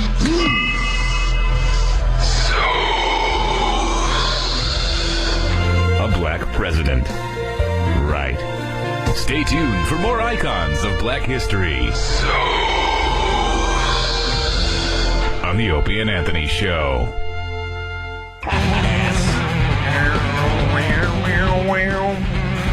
Still lots to do. Opie and Anthony, Jim Norton. A-Rod. What do you guys think of the A-Rod thing? I think it's a bunch of bunk. Well, he tested positive for steroids back in 2003, I guess. No, apparently he's What's one the of latest? a bunch of people that were they kind of did a survey of some sort. What's a little shady? Yeah, to see like who was doing steroids. Mm-hmm. And he's one of quite a few ball players. And Kurt Schilling, that do-gooder. Yeah. That said, that they had done steroids. But I don't think it was one of those things where you're fessing up to it and it's supposed to get out and all that stuff. But it did. And there's a bunch of other ball players that they're not releasing their names. And Kurt Schilling, who claims he's never done steroids. He's like, I demand the list. I want all the names. Yeah. Why? Who else was on the steroids? Look, it was the era of the steroids in baseball. What are you going to do? What are you going to do? Nothing. I hate Barry Bonds as a person, but what are you going to do in the end? Why is it You're going to take all his home runs away? Why such a big deal? So many of these guys were on steroids. It's pretty obvious now. Jose Canseco's running around going, see, I told you, and he's ready to write another book with more names. Yeah. The Rocket! Roger Clemens! I'm not a fan of A-Rod whatsoever, but, I mean, he's one of many guys that were doing steroids at that time. They're calling him a-hole on the cover of one of the papers. So what are you going to do? Nothing. Enough with the goddamn steroid problem. Who cares? Right. They put something in place. You're testing people now. Who cares what they did years ago? Enough. I'm a big fan of the steroids. Love it. Not for myself, but my athletes, I want them on steroids. Monsters. I want monsters. I want monsters that the second they retire, they get giant brain tumors. Bunch of big dopes. See, we walk around with the regular Joes, but when it comes to my entertainment, I want to look at monsters that are hitting 500, 600-foot home runs and pitching 150-mile-an-hour fastballs and, checking people into the boards where the whole boards just self-destruct and shatter onto the fans. That's the type of thing I want. I want to see more Darryl Dawkins-type basketball players just completely destroying the backboard. Chocolate Thunder. Remember Chocolate Thunder? Chocolate Thunder. He would name his dunks. Yep. And they had to That's one of my dunks I had after a Guinness night. Chocolate Thunder. They had to come up with new backboards because of this guy. He shattered, I don't know, more than one. Yeah. Look that up on YouTube if you've never heard of Daryl Dawkins and his... Darryl Dawkins. Daryl Dawkins. And his Duncan. Right, Daryl Dawkins. Yeah, Daryl Dawkins on YouTube. His stuff is amazing. So who cares? I don't care. I don't think they're role models. I think as a parent, you got to go, hey, Johnny, they're on steroids. What can I tell you? Look at that. Look at the shattering of the backboard. The good old... What did they change that stopped that, by the way? What did they actually change? The back? They had to, get... Did they get a different type of glass or just put the... And they put the little hinge on there, too, so the rim actually gives a little more. Oh, okay. No, it gives a lot. I mean, that ain't happening. If you're slamming and hanging onto the ring, it's going to... rim, excuse me, it's going to collapse a little bit. Yeah. So, just amazing. There Absolutely were so many of those pictures where you just see the guys dunking backwards, hanging on the rim with their mouths open, and I would look at that in the paper and just go, "Oh my God, okay." I'm sorry, it just looked a little bizarre to me, is all. There was one last week, and I actually thought of that. Oh, was there? Oh, yeah. Damn it! they are so bad. Danny's got something. Well, no. A friend of mine used to take the really good ones, and he would cut them out of the sports pages of all the papers, and he had like a compilation of them. Oh, a compilation on his wall in his bedroom. What? What are you? That's all. He just had a compilation. What? Your someone's phone. What's going on? Such a shame because this is wonderful racist. What? There wasn't one racist thing. I said what? That when they hang on the rim like that. And because a lot of times their knees are bent, their legs are bent, and they're way up, and they're backwards on it, and their mouths are open, and they're just kind of hanging on the rim. It's amazing that you can actually do that. You're just admiring their athletic ability, right? Is this the phone call coming in saying "shut up" or "you'll be fired if you go any further"? How many did he break? I wonder. I don't know. There was more than one, that's for sure. So, the dentist.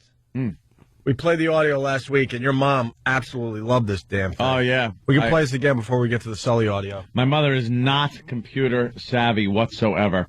So I was like, hey, Mom, I got to show you something. She was over the house last night. So I go, yeah, check out this on YouTube. What's YouTube? And I got to explain. And she goes, what, people send you these? Is it for the show? I was like, no. This is global, worldwide. People can post videos from everywhere in the world, and you can get to watch them. And she couldn't really fathom why you would want that. Couldn't grasp it. And I'm just like, oh, God, parents. She doesn't have a computer? No, she'll never have a computer. I showed her the iPhone and some of the stuff it does, and she was amazed by it. She's like, oh, like video is on it. Like a caveman. It was. What? Not the iPhone. There was no video. Well, no, I was playing YouTube videos on it, so there was indeed video. I wasn't taking video. You know, your mom's not your mom. She's more like an older sister. Really? Yeah. Coke buddy. Yeah, Coke buddy. Coke buddy. If you weren't listening earlier, what are you doing? You missed some good stuff. The little blow with Mom and Sal back in the 80s. What are you going to do? That's normal. It was back in a day where everybody was doing it. So she loved the dentist, the kid in the back seat? Yeah, little David goes to the dentist. Is that what it was? All doped up? Yeah. And what's that video up to, Danny? When we checked on Friday, it had something like 4 million views. Yeah, it was close to, it's got to be way over 4 now. Yeah, let's see what it looks like today. It's huge. But here's the clip that really got us going, really making us laugh, and your mom was just dying when she saw the video. How did it go? I didn't feel anything. Yeah. I feel fun. Kind of felt good, didn't it? Is this real life? Yeah, this is real life. Okay, now I have 2 fingers. Good. 4 fingers. You feel good?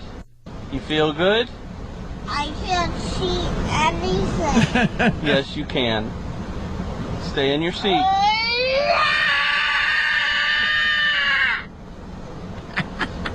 I don't feel tired. You don't? Do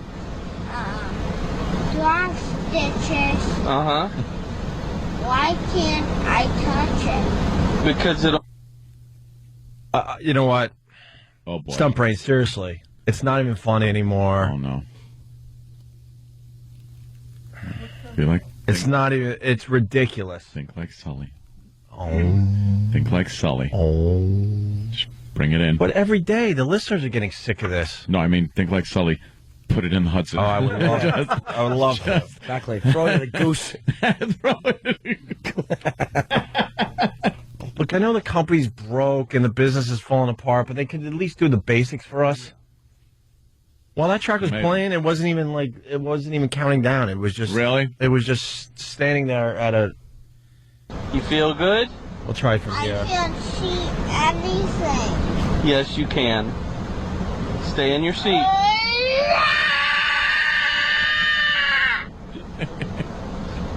I don't feel tired. You don't? Drop stitches. Uh-huh. Why can't I touch Because it'll mess up the stitches. it? Your 4 eyes. Yeah. I feel funny.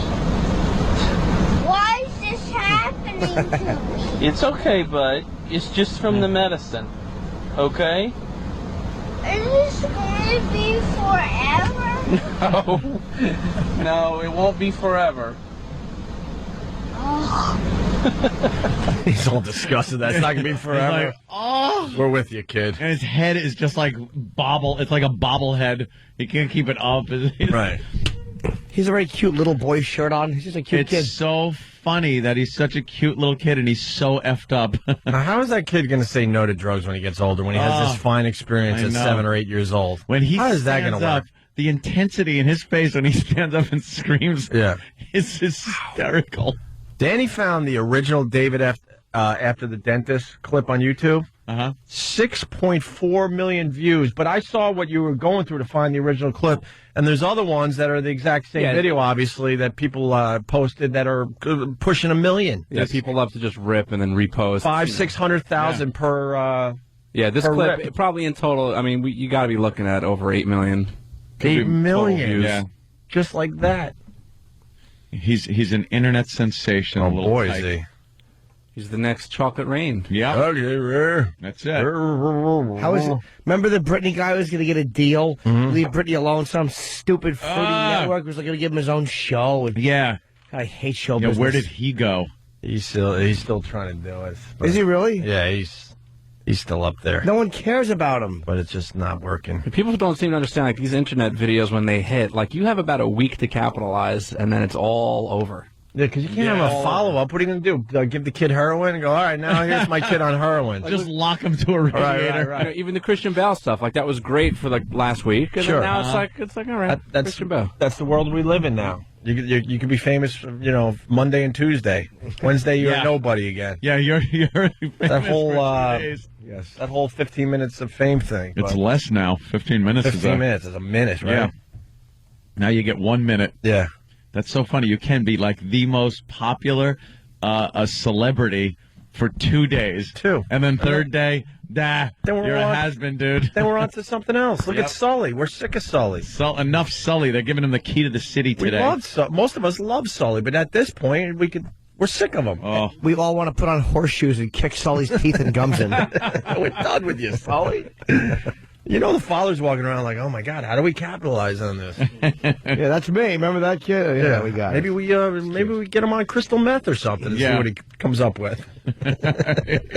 Just keep giving him different drugs. Just give him a bong and see if he figures it out on his own. I'm stoned. Keep shooting, please. Say something cute. Right. You want to hear some of this Sully stuff? Yeah. What I don't like about Sully is he's way too calm, way too monotone, not animated whatsoever. That's how he is. Maybe that's what you want in that situation. but- Yeah, you don't want a pilot who talks like Chris Russo. Yeah. All right, here's Sully on 60 Minutes last night. Just some of the highlights. We won't bore you with the whole 60 minutes, that's for sure. And about 90 seconds after takeoff, I noticed there were birds filling the entire windscreen, from top to bottom, left to right, large birds. When did you realize that these birds had seriously damaged the aircraft? When I felt, heard, and smelled the evidence of them going into the engines. I heard the noises. I felt the engine vibrations of the damage being done to the engines. And I smelled what I described at the time, and I still would, as a burned bird smell being brought from the engine air into the conditioning system of the airplane. Delicious. You think a man of Sully's intellect would have come up with a better description than burned bird smell? Bird smell. You all know burned bird smell, don't you? It's called like cooked turkey, something like that. What did it smell like? Engine burned bird. Good. Well said. Wow, the whole, what did he say? Just is it called full of windshield? birds, yeah. Windscreen, I guess. Whatever, yeah. Just filled with Can you birds. He imagine? flew right into a giant flock of geese is what happened. Wow. So you were going fast toward the Dummy. Earth. What, Katie, what the F? Hey, dummy. So you were going fast. Hey, everything's going real fast. Where do you think he was going? You're in a plane. It's in a plane. It's always going fast unless you're at the gate. and you're going really fast when you have to take off. Yes. Like You gotta- extremely fast. You have to leave the earth. I'm surprised she didn't say, so like one of the birds, you were flying. Yeah. So you were going fast toward the Earth. Yes, the water was coming up at us fast. Oh, Do you think about the passengers at that moment? No. Not specifically. I mean, more abstractly, perhaps. I mean, I knew I had to solve this problem. I knew I had to find a way out of this box I found myself in. Did you at any point pray? I would imagine somebody in back was taking care of that for me while I was flying the airplane. About 155 people? I think my focus at that point was so intensely on the landing. You couldn't think of anything else. I thought of nothing else. Well, duh. What do you think? Yeah. You think you had room in that brain to think of, like, You're not naked gonna chicks and stuff? bring anything else up in your head when you have those moments. Right. It's just instinct. It kicks in. Self-preservation. You're doing whatever you have to do to save your ass. Still just ridiculous when you think about it. The physiological reaction I had to this was strong, and I had to force myself to use my training and enforce calm on the situation. Was that a hard thing to do? No, it just took some concentration. Did it feel like 3.5 minutes? Yes, it did. Really? Really. I like the fact when she said really, dumb Katie Couric wanted him to elaborate, and he went, yes, really. Yes, it did. Oh, she wanted it felt like hours we were up there, but 3.5 minutes? Yeah, that's what it felt like, dummy. No, it felt like 3:24. Does that matter? Yeah, it doesn't yeah. When you landed, you and the first officer looked at each other. And we said, well, that wasn't as bad as I thought. And then we quickly began doing our duties. He was running the evacuation checklist while I opened the door and commanded evacuate. Did you give yourself even a few seconds, though, to acknowledge that you had averted disaster? No, because I hadn't quite yet. And I had business to attend to. I had a job to do. Yeah, that was half his. Yeah. A lot of those people could have died if they fell into that water. Yeah, or if the plane sunk real fast with people still in it. Hypothermia takes you out in like less than 10 minutes if you're in that water. That water?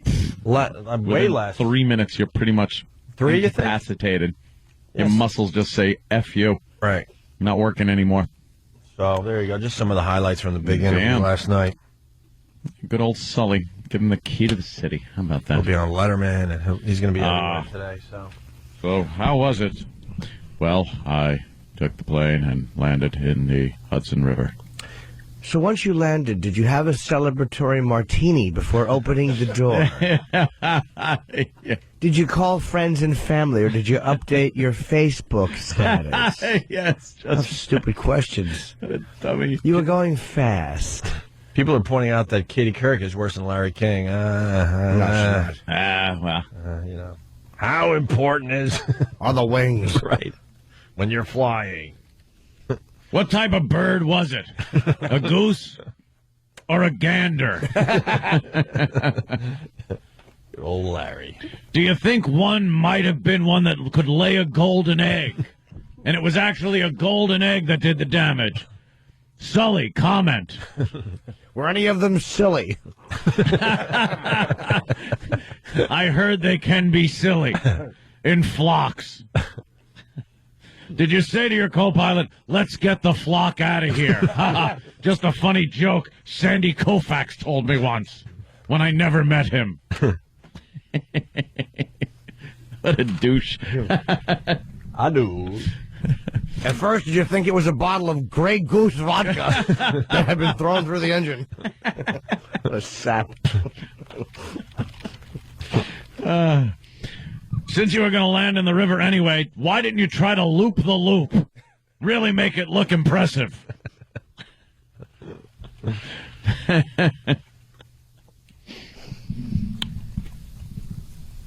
He hasn't been on Larry King, right? He will be. Tomorrow.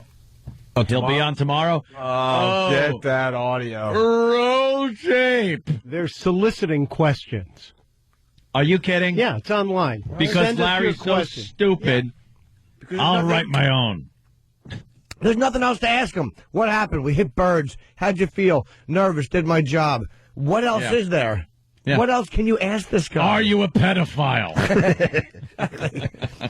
Why does your mustache smell like cotton candy? Now, you said you walked the aisle to see if anyone was in the plane. Did you steal anything? Sully, please tell me.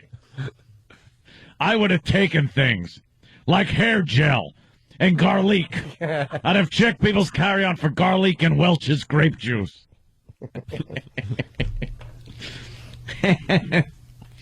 Well, all right, there you go. I'll look forward to that. Yeah, the Larry King interview. We'll learn even more. 877-212-0A. Wow, the phones are lit, but he must be tired of talking about it by now. You think Sully's tired of talking about this? I think he is. Yeah. He doesn't seem like the type of guy that likes the spotlight. Capitalize on it. I'm Yeah. sure. Although he is capitalizing on it. Went to the Super Bowl. He's here in New York. He's doing the tour. I think people tell him, like, yeah, this is good. Probably, U.S. Air also tells him, hey, it's a good image for us, for you to be out there as the kind of representative of this airline. How many people are looking to see if Sully's, Wear the pilot? uniform. Have some pride. You walk in and you're like, oh, I don't have Sully. They'll applaud every time his name's Sullenberger. Yeah. Well, yay, we're safe. Yeah. Well, They probably wait till you're in the air and then go, believe it or not, you're pilot today? yeah. Guess who your pilot Guess who it is, huh?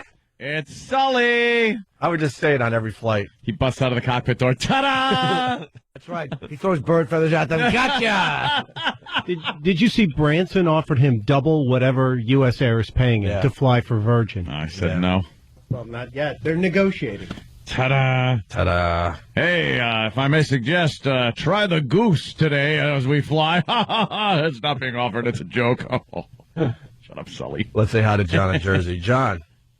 Hey, I was thinking, how important is it to have both engines working on a two-engine airplane? Sully.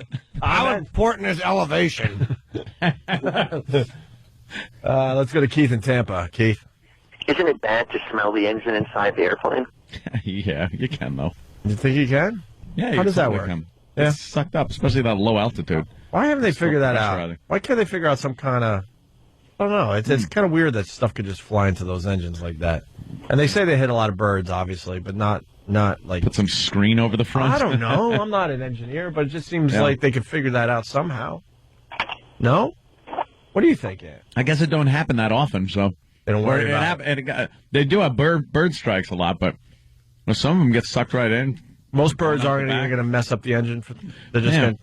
I don't know why. What could you put in the front that would... I don't know. I probably cause a problem. Yeah, I don't have a answer, Probably but... get clogged. Because if you had a screen, it would A, get clogged, or B, the screen would break apart and fly through the Screen engine. flies in there. Now you got this metal mesh going in there instead of some little pliable birdie. I would imagine that they have figured this is the best it's going to be. There's probably multiple birds going in both engines is what happens. So, they can sometimes take one bird.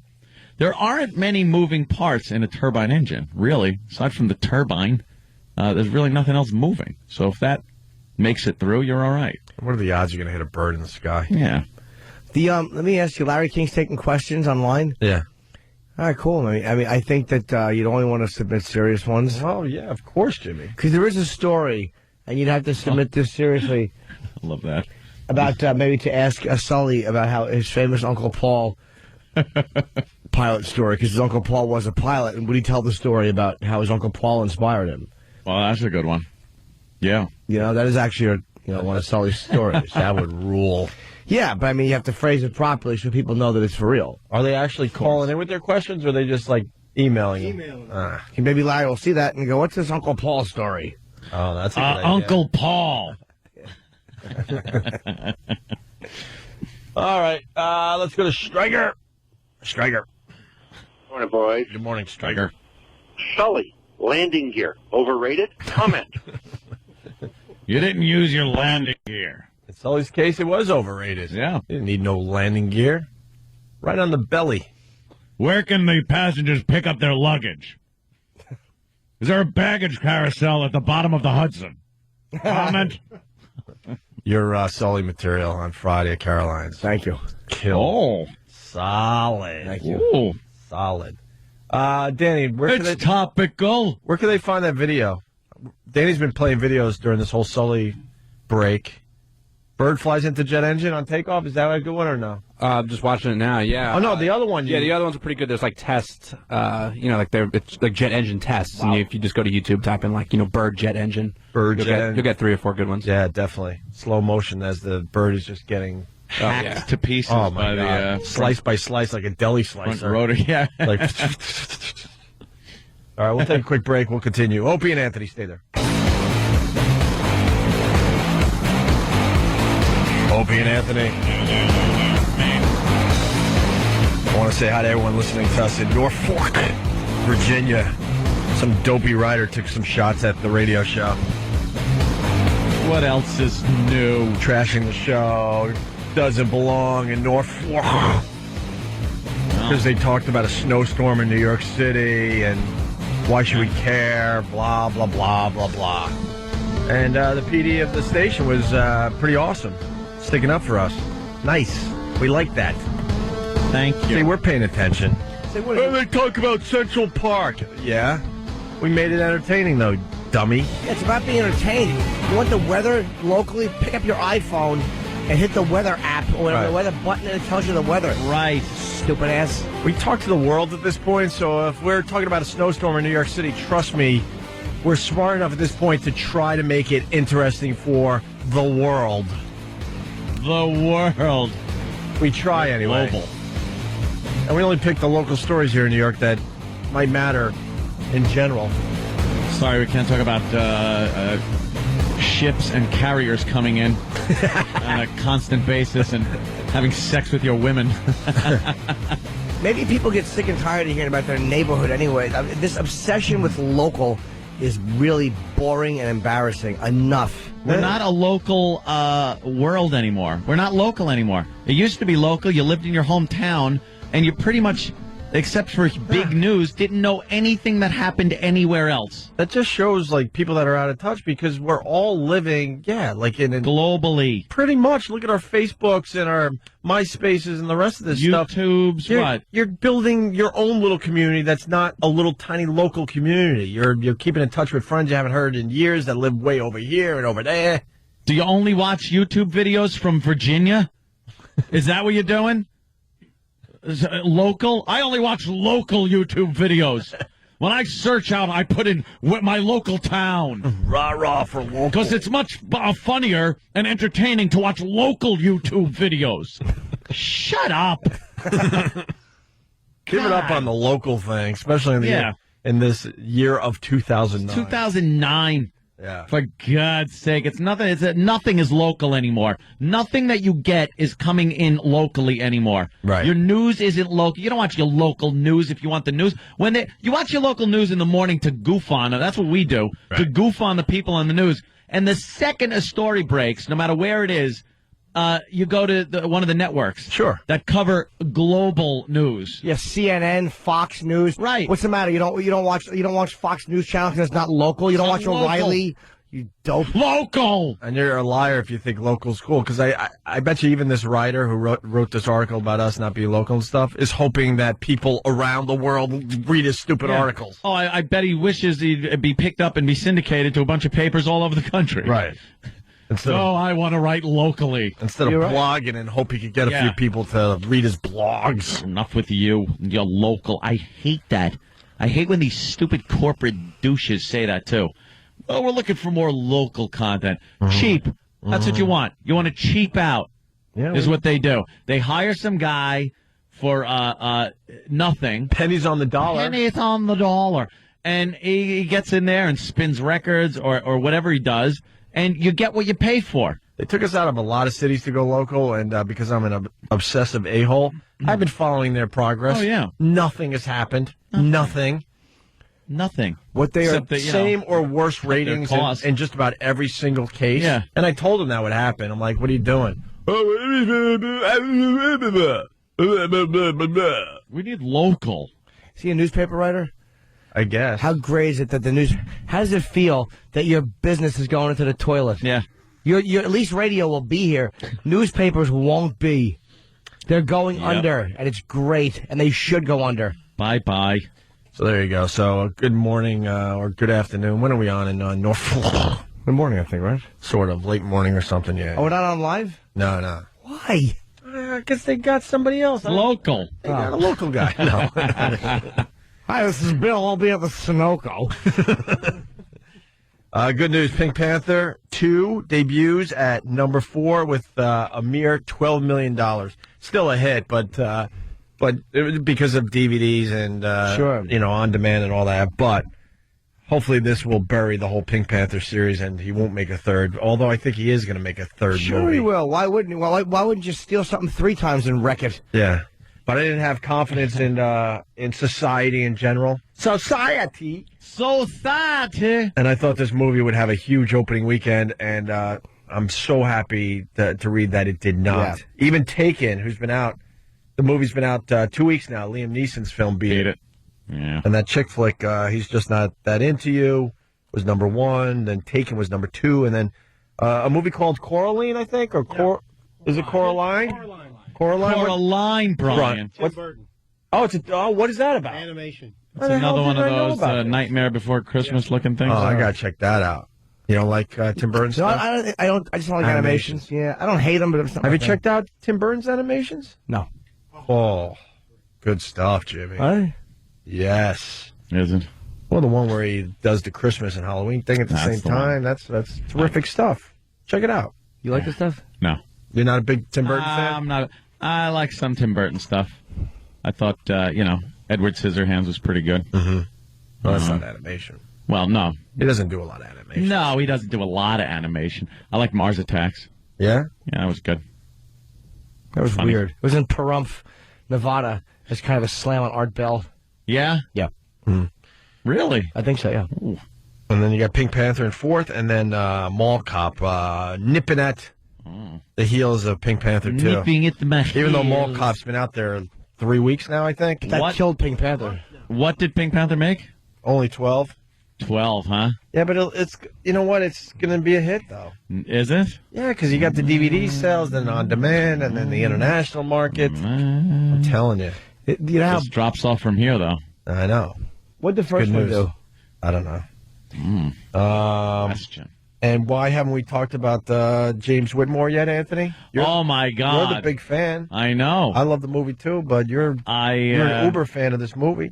Although he did a lot more than just Shawshank. He certainly did. James Whitmore passed at 87. 87 years young, I like to say. Yeah. And, he died. Of course, it was none other than Brooks, our favorite librarian from Shawshank Prison, who, yes, there it is, who got out, he got paroled, and went to the halfway house and worked down at the Foodway. And just couldn't take it. Life had went and gotten itself in a big goddamn hurry. So he went into his little room in the halfway house, put on his nice little suit, packed his bag for some reason. For heaven. And scraped Brooks was here on the beam before throwing a rope over, putting a noose around his neck, and awkwardly kicking the table out with his shiny old man shoes. Good. Why would they make it so easy for you to kill yourself at the halfway house? They put a beam there that's perfect for knowing that the individuals that go to a halfway house might not be that stable, might not have their lives completely together. So why would you give them that option? I wake up scared sometimes. That was so depressing. He didn't know where he was. He's just some poor old sot. Yeah. On the bus. I'll go to feed Jake in the park, but he never comes. Who's Jake? Jake was his pet bird, his little pet crow or raven or whatever it was. And he set him free when he was, he stayed with him in the prison, and then when he got paroled, he set him free. And, he had no friends after that. And the bird ignored him? Never came back? Never came back. Yeah, why would it? Stupid old old guy. The best scene is him on the bus. Even on the bus, he's scared out of his pants. He's holding on to the seat in front of him. His shoulders are all hunched, and his eyes are all big, and he's just scared of the bus. It's a little stressed out. He didn't want to leave Shawshank. He'd been there since, 05, I think. How long had he been in jail? Oh, forever. Since 05, I think. Hey, Stunt Brain, Tim Burton has nothing to do with that movie. It's coming in like crazy. Really? Yeah. Oh. Was he a producer or something? Did he have his name on it just enough to get people thinking it's a Tim Burton movie? It fooled me because I kind of thought so. It has that look because now that we've talked about it, I have seen the caricatures. Once again, your monumental foolishness has embarrassed this radio program. Brooks sucked as the librarian, too. He was the worst librarian. He was there since 05 or something, and for years it was just saying 05. He just piled the stupid cart full of books and magazines and wheeled it around the prison block, just saying, "Hey, you want a book? Yeah, contraband." Did he wear a costume? Red's contraband. Did he wear a costume? No costume. He wore your Shawshank uniform. Shawshank. And then it took what's his face there. Andy Dufresne. Andy Dufresne. No time at all. Yeah, Andy to was in whip jail that for place in shape. Well, like 4 or 5 years or something. He's getting a library. He's getting money for a library, a GED program for some of the. Yeah, put it all. Use the Dewey Decimal System. Brooks threw some National Geographics on a shelf. It's like, here's your National Geographics. Some books over here. Here's condensed books. Louis L'Amour. He was the worst librarian, and he'd been there forever. Lazy old douche. He should have hung himself, this James Whitmore. And that would have been good. At the end of his life, why not? Why not? Why not? But James Whitmore was here. Yeah. That's sad. He's gone. He was in a lot of movies, though.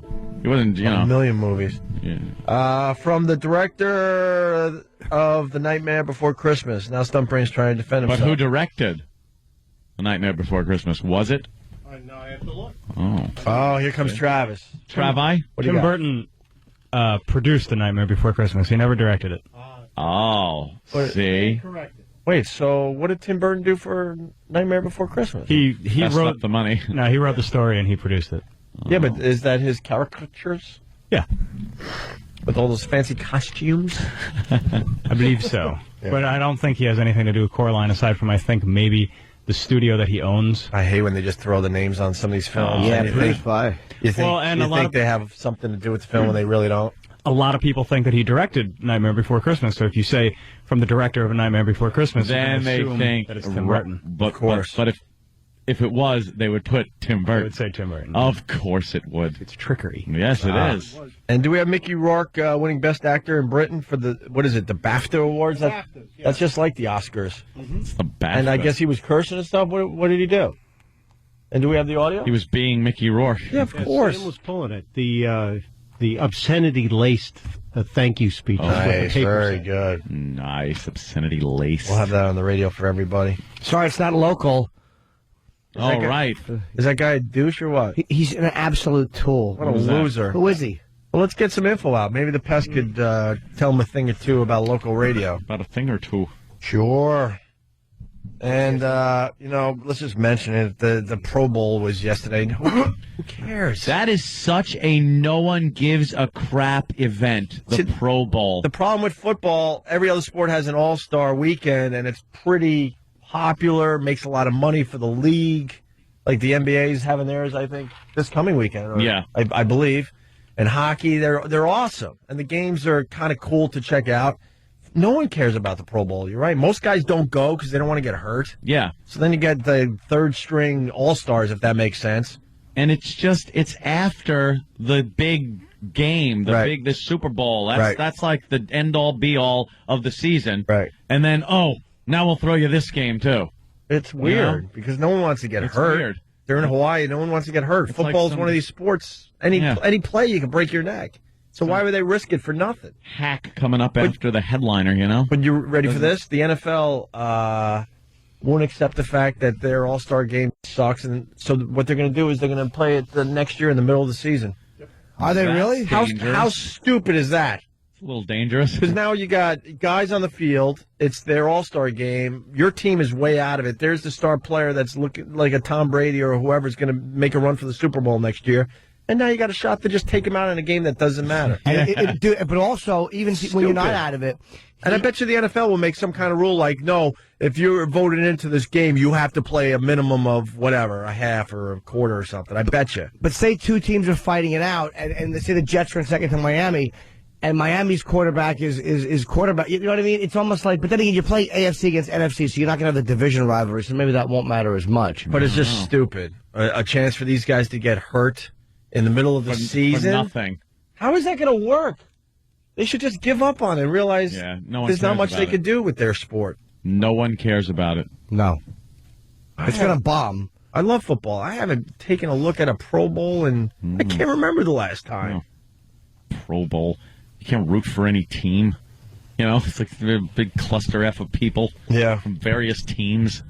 Let's say hi to Tim in Boston. Tim? I had a question for Anthony. I was thinking that perhaps with the estranged relationship with Charles Widmore and the island jumping around through time, James maybe not dead? Oh, well, James Whitmore. He's a Lost reference. Thank you. Oh, okay. Who was he in Lost? I didn't see the season He yet. wasn't. Oh. Charles Widmore is another guy looking for the island. He has a relationship with Ben that we don't really know about. Right. All right. See, he oh, my God, that's he right. just briefed you. Okay. Phones are lit, which means we said something wrong. Jack in South Carolina. Jack?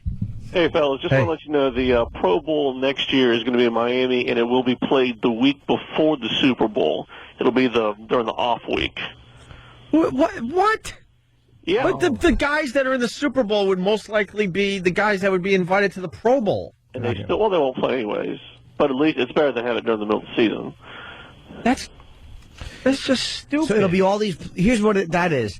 It'll be a way to get people whose teams are not in the Super Bowl interested in the Pro Bowl because they'll get to see their players. But a lot of them will be depressed because their players are their team's out of it. Right. And there's no way if you're in the Super Bowl that you're going to let your guys play in the Pro Bowl unless the NFL insists on it somehow. They can't. It's just a fix, just to keep people watching. Because no one's going to watch it if it's after the Super Bowl, but you might watch it if it's before the Super Bowl. I think the NFL is frustrated because they see Major League Baseball always has an amazing All-Star game. It's a lot of fun to see those guys. The NBA with the slam dunk competition and their All-Star weekend, and hockey has the skills competition now. It's exciting. Football it just sits there. And they probably think they're going to be able to charge a lot of money for commercials because it's a lead up to a Super Bowl. They're going to probably do a halftime show. They want to make 2 Super Bowls. It's a revenue stream for the NFL. That's all they're thinking. Good luck. Thanks, Jack, for that info, man. They're trying to fill their pocketbooks. They got us by the purse strings. They sure do. They sure do. Let's go to the FU line, and we'll continue. Opie and Anthony. Phones are lit. If you want in, 877-212-ONA. Thanks for calling the Opie and Anthony FU line. Here's the latest batch of FUs. You have 8 new voice messages. First voice message. Hey, this is a big fuck you to all the Arizona Cardinal fans. Thank you for allowing the Pittsburgh Steelers to win their 6th Super Bowl. Fuck you! Next message. Yeah, I want to send a big fuck you to President Obama and Nazi Pelosi for passing that stupid $1 trillion stimulus plan. Go fuck yourselves, you fucking retards. Next message. Yeah, I want to give a big FU to those jerk-offs that robbed my apartment and thought that they were going to bring me down. I know who you are. How's it feel wearing my dirty underwear? Next message. I'd like to give a big FU to the guy that calls up our certain regular regular rock station in New York and asks for a song that we've heard 10 million times. Hey, stupid, don't pick Under the Bridge by Red Hot Chili Peppers. Nobody wants to hear it. Fuck you. Next message. Yeah, hi. I'd like to leave a big F you for my boss. How did you get to be a 47-year-old vice president and not be able to check your own goddamn mailbox, hail your own goddamn cab, or, God forbid, make a decision without me? Next message. I'd like to give a big fuck you to the mother of my kids who threw me out of the fucking house, and now I'm living in my fucking car. Fuck you, you cunt. Next message. Hi, I want to give out a big old F you to my baby's father, Mariano, because he's a piece of shit. Fuck you, Mariano. Next message. I just want to give a big fuck you to everyone because I'm a real people person and because I can.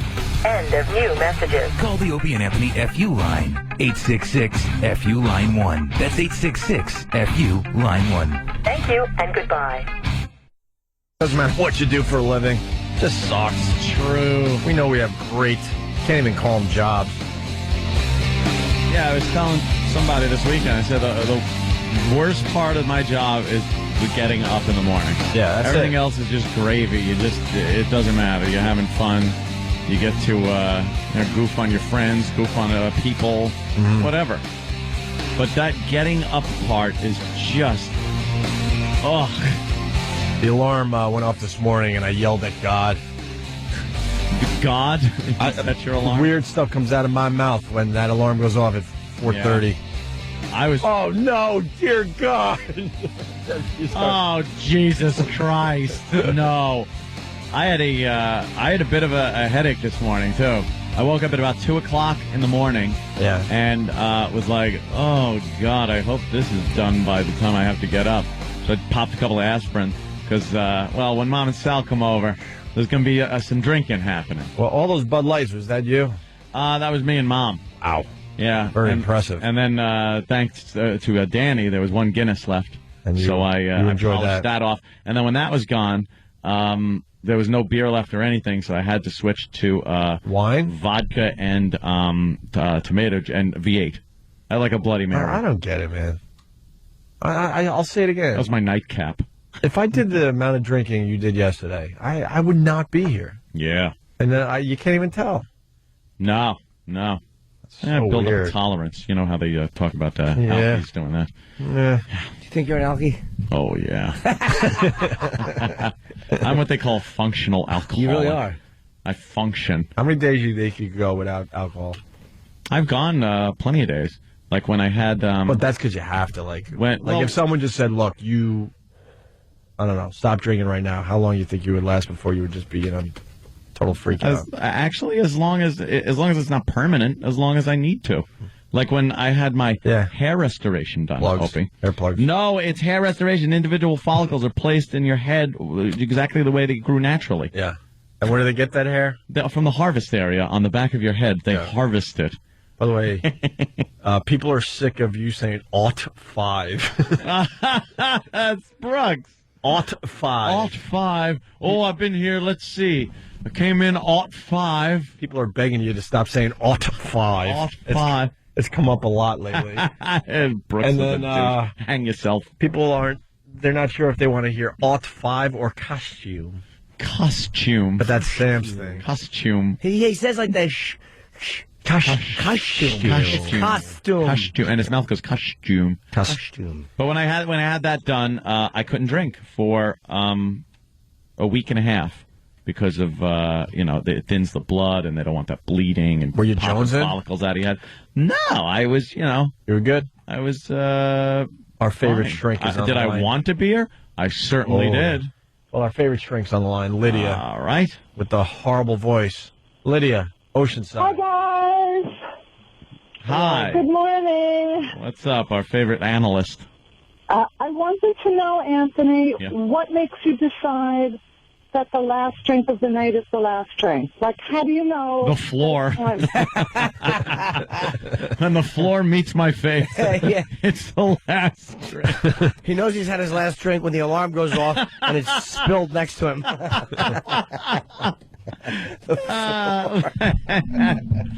Last night I was in bed and asleep relatively early. Mom and Sal left, and I shut everything down and just went up to bed. So I think I was asleep and done with my drinking by, 8:30, 9 o'clock, somewhere around there. Oh, that's pretty early. But, what time did you start? I started when everyone starts on a Sunday, noon. For real? No, I think I woke up. Let me think. No, it probably was about noon. Yeah, I had my first beer, cracked open my first Bud Light about noon. And 'Cause what I'm hearing is that, like, being out of beer wasn't enough to stop. Then you had a Bloody Mary. I wasn't done drinking. I was out of beer, but I wasn't finished with my drinking. So How do I you know made when myself you're a drink. When I don't want to drink anymore, or I'm vomiting. Yes, when he's pulling a Bon Scott in the back of his Escalade. I guess when I feel I'm done, like when I'm done. How do you know when you're done? What is that? Can I just ask you what are you getting at? What do you want to say? Just trying to diagnose you. I know. After a 2-minute phone call. I love that picture. Lydia, you don't think we're on to you? No, go ahead, Lydia. What if I said I drink until I feel like going to sleep? I'm curious. I'm truly just curious as to what the internal cue is that you're done. I don't think about it that much like an analyst. I just think I'm drinking, and then I don't want to drink anymore, so I stop. If I know I have to get up for work, I don't drink as late as I would on a weekend. I'll tell you what his internal cue is. When he goes to put a rock in front of the door and he realizes it's his liver. I don't know why you'd put a rock in front of the door. Couldn't word that one. The liver's funny. Hey, Lydia. Yes. Yes. Anthony loves his drinking, so what's the problem? I didn't say there was a problem. Some people, I think, let him drink. Probably not something I should be saying, but some people, it's what they want to do. No, I just don't know what she's getting at, because she might have a valid point here, but I don't know what it is. I don't know what you're getting at. My cue is that on the weekdays, I don't drink as long or as late as I do on the weekends. So on the weeknights, yes, you would keep drinking, but you decide until not I to? pull a patent leather shoe and a ribbon out of my grill. And you have vague memories of the night before of sad faces in the rearview mirror. I gave you my opinion on that relationship. Somebody running after you with a pen and a notebook, yes, trying to jot something down. Very concerned and squinting. Yeah, I knew Lee Collini wasn't for you. Oh, Lydia.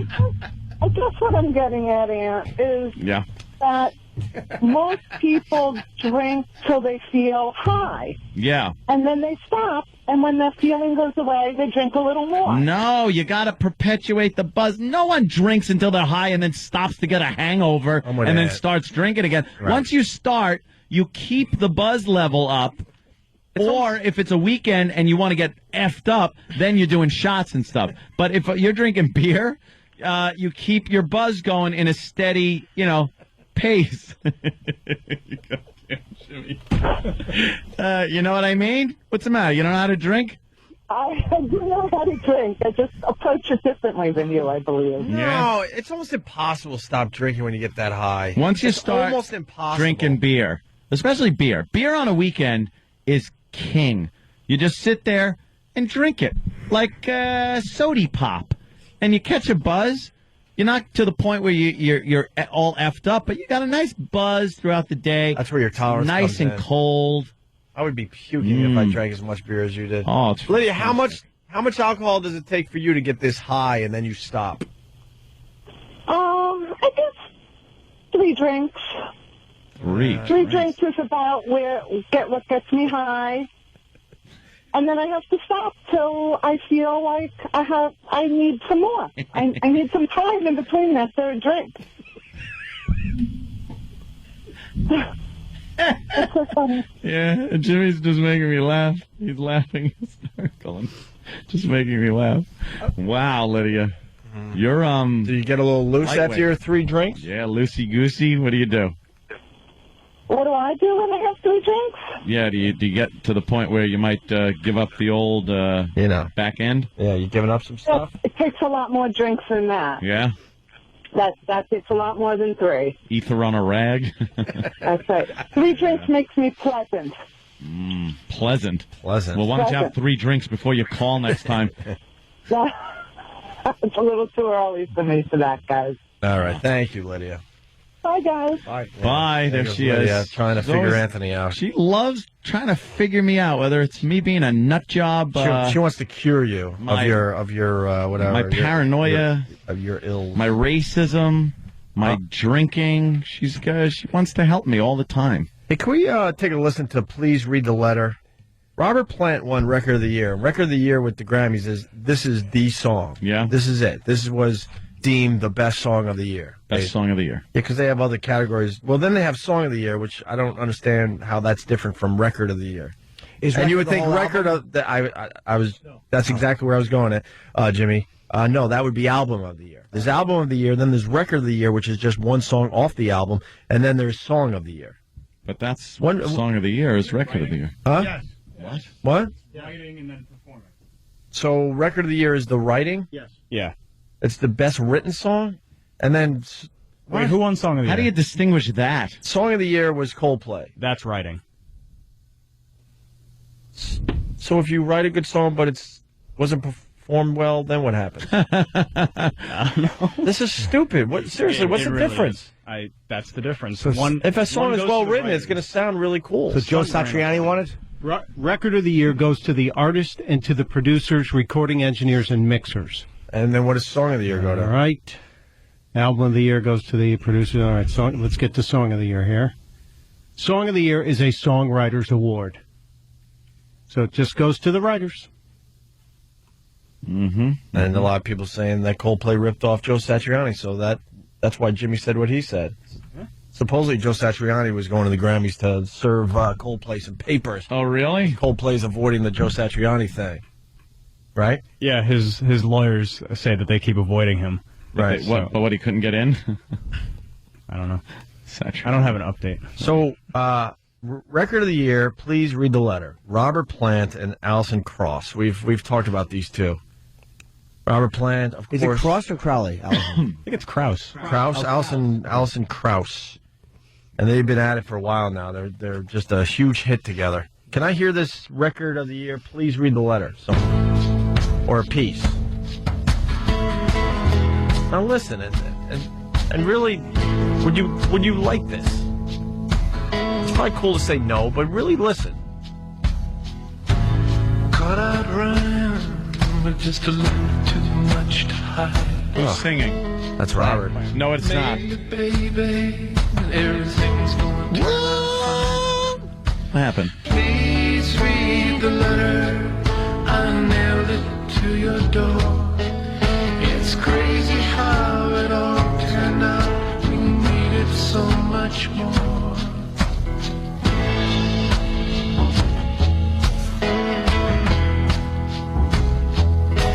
You know, sometimes a plane crash, a nut shooting you in the head, whatever happens, sometimes you just got to take it as, you don't like this? You're a legend forever now. Instead of turning into this. What is this? What's wrong, Ed? This sucks. I'm trying to a see big one. I'm trying to see if I would like this, and I actually like. I gotta be I honest. knew Jimmy would like it. I do like it, man. I don't. Would you put this on your? Oh, without a doubt. On your phone? But I liked Robert Plant's other stuff. That remember me and you went and saw him at XM that time, like that album he was promoting. I kind of liked. It was cool. Yeah. But it was different than this. This is really like mellow. I like this. We should know that you didn't steal it like Zeppelin.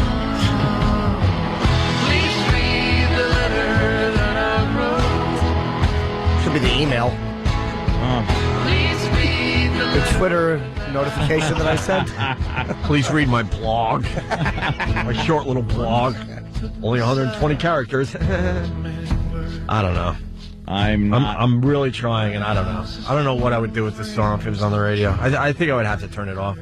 Yeah, that's a good indicator. If this just came on your radio Would you listen to it or go like, not even think twice and go, I want to hear something else?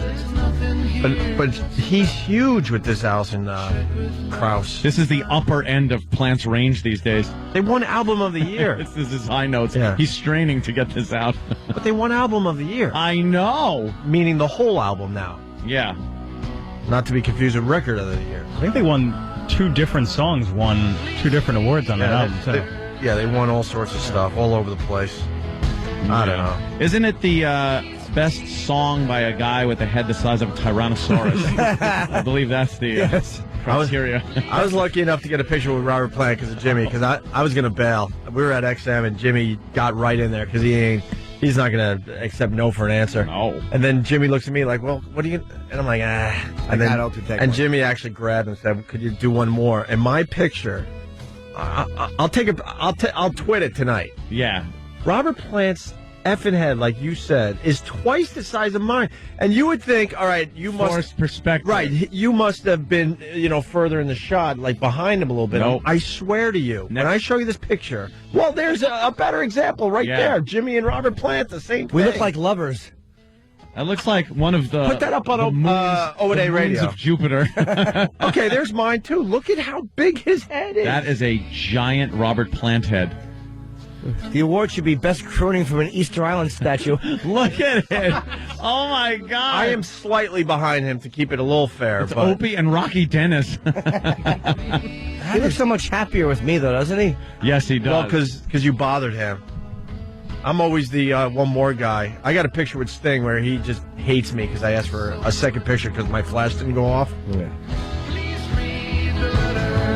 Yes, he does. He's smiling. You're like cheek to cheek. He's coyly smiling. His locks are brushing me. Yeah. And Master Poe actually bodyguarded him for the day and got him to sign my picture and got him to sign a CD, which was very cool. No, Jimmy got mine signed, too. I got a Robert Plant autograph. That's one of my prized possessions. So, Mr. Plant, have you ever been in a band? He had no idea who Led Zeppelin was. Of course. Look at his locks Are you kidding? in front of my face. Swear to God. Yeah, look, one of his curly locks is right in front of Jimmy's face. Yes, as two lovers would lay. Yes, that is exactly it. You're the bitch in that picture, by the way. Yes. I'm saying my neck is fat, and he apparently wrote a letter about it. And he's saying, please read the letter that I taped to your fat neck. Taped? Yes. It was going to be stapled and taped. It's a new technology, which where a staple gun puts tape out. It's called staping. That's what I should do to my mouth. My mistake. Tape it. Jimmy, you're the worst, though, because you don't even like Zeppelin. But, man, I like Zeppelin. You Sure look like you love him in this picture. He was great that day. He was fun to watch. And I do like Zeppelin. Doesn't matter if Jimmy likes or dislikes a celebrity. When he takes a picture with it, he's thrilled. Like a little kid. Growing up, Zeppelin was pretty much the first rock band I got into. And you fast forward a few decades, and all of a sudden, like, Jimmy and I saw him rehearsing. It was us and 10 other people in a room. Not even 10. There was one point where it was Robert Plant and his band. And us? And me and you. And that was it.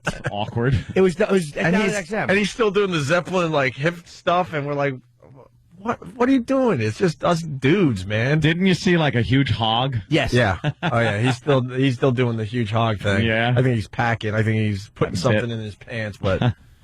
Yeah, but it was just us and his band. I was like, this is the weirdest moment ever, man. Yeah, this was Robert. He was probably singing from where Travis is to where I am, about 10 feet away is where he was singing. And we were just kind of sitting there watching him warm up with his band. It was really cool. I don't know why we were allowed in there. Why were we allowed in there? We were just employees. No one else was allowed. We just went in to watch some of the rehearsal. I think we just walked in and sat down. And he said, all right, what the hell? Yeah, we looked like we belonged there. We could have been engineer. He didn't know we were. We did? Really? Yeah. All right, we're out of here. I want to say hi to this guy here, Neat Eagle, on Pal Talk. Where do you get your diabetes medication? Oh, wow. Yeah. Very good. That's the visual of the day. That's the visual of the day. We do radio, but that's like a good visual right Wilford there. Brimley. Sure does. I got the diabetes. Liberty Medical Supplies for your diabetes. Right. We out? Yeah, I guess we out today. Erky Durky. See you over the other side. That's right.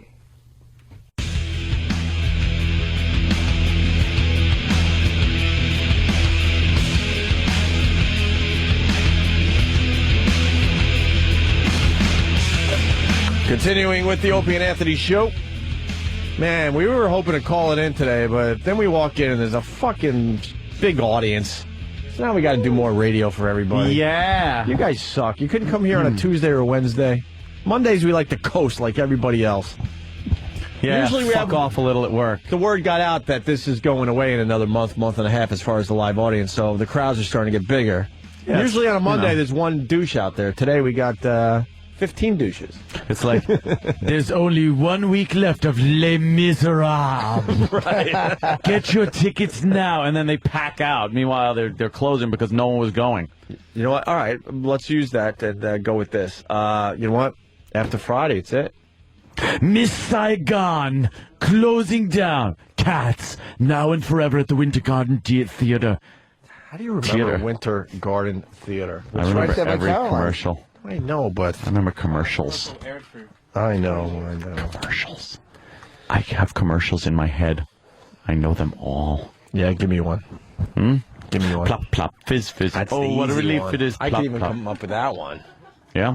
Yeah, give me an obscure one. You've come a long way, baby, to get where you got to today. Right. You've got your own cigarette now, baby. You've come a long, long way. It's Don't tell me what cigarette.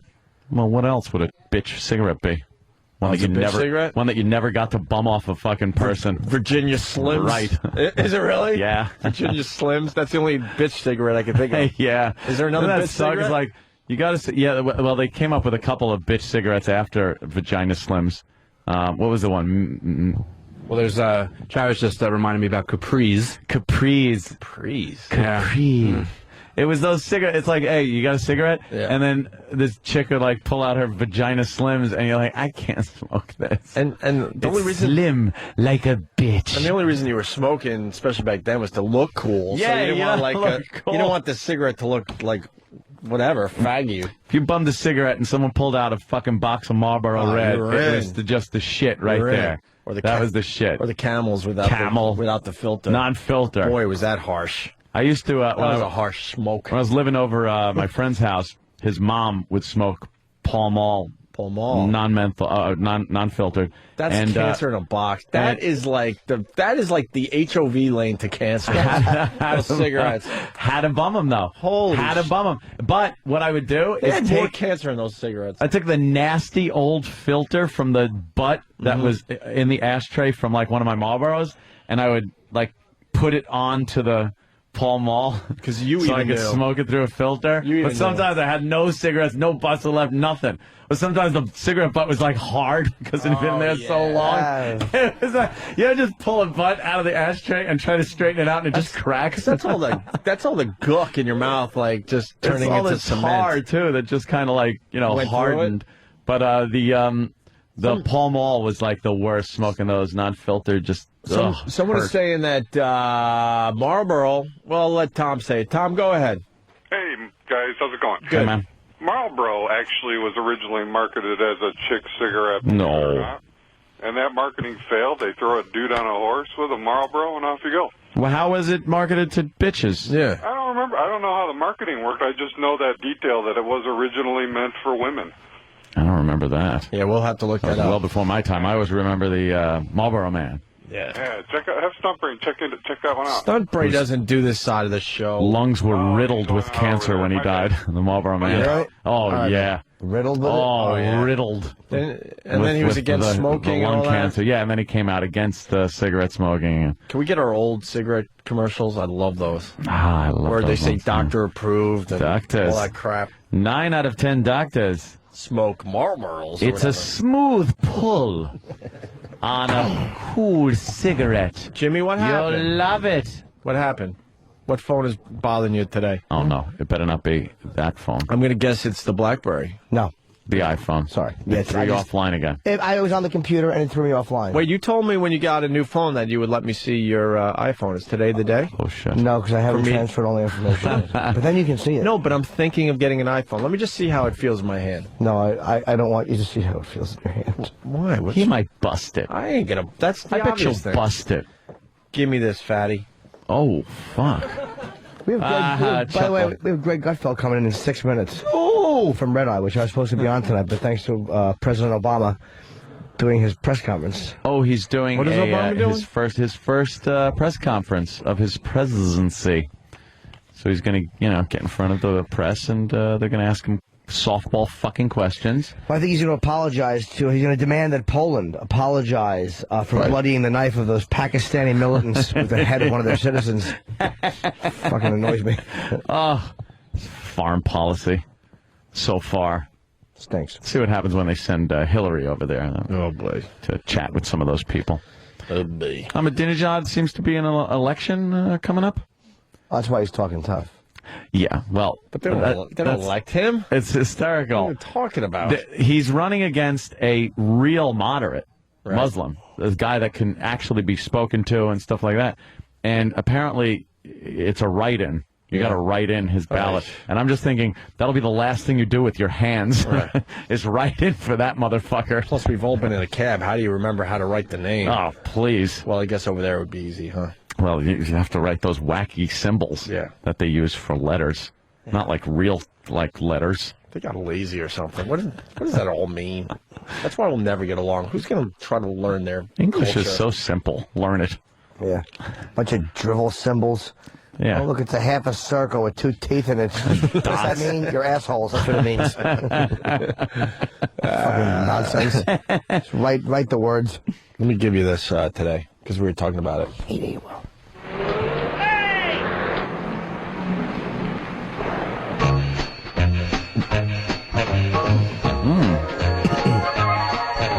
Newport tastes fresher, tastes better too.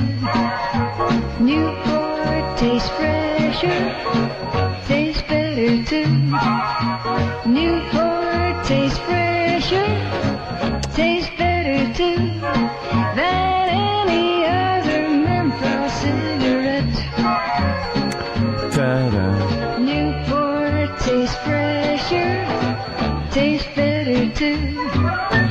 Nowadays, it's smoked by a jig. Alive!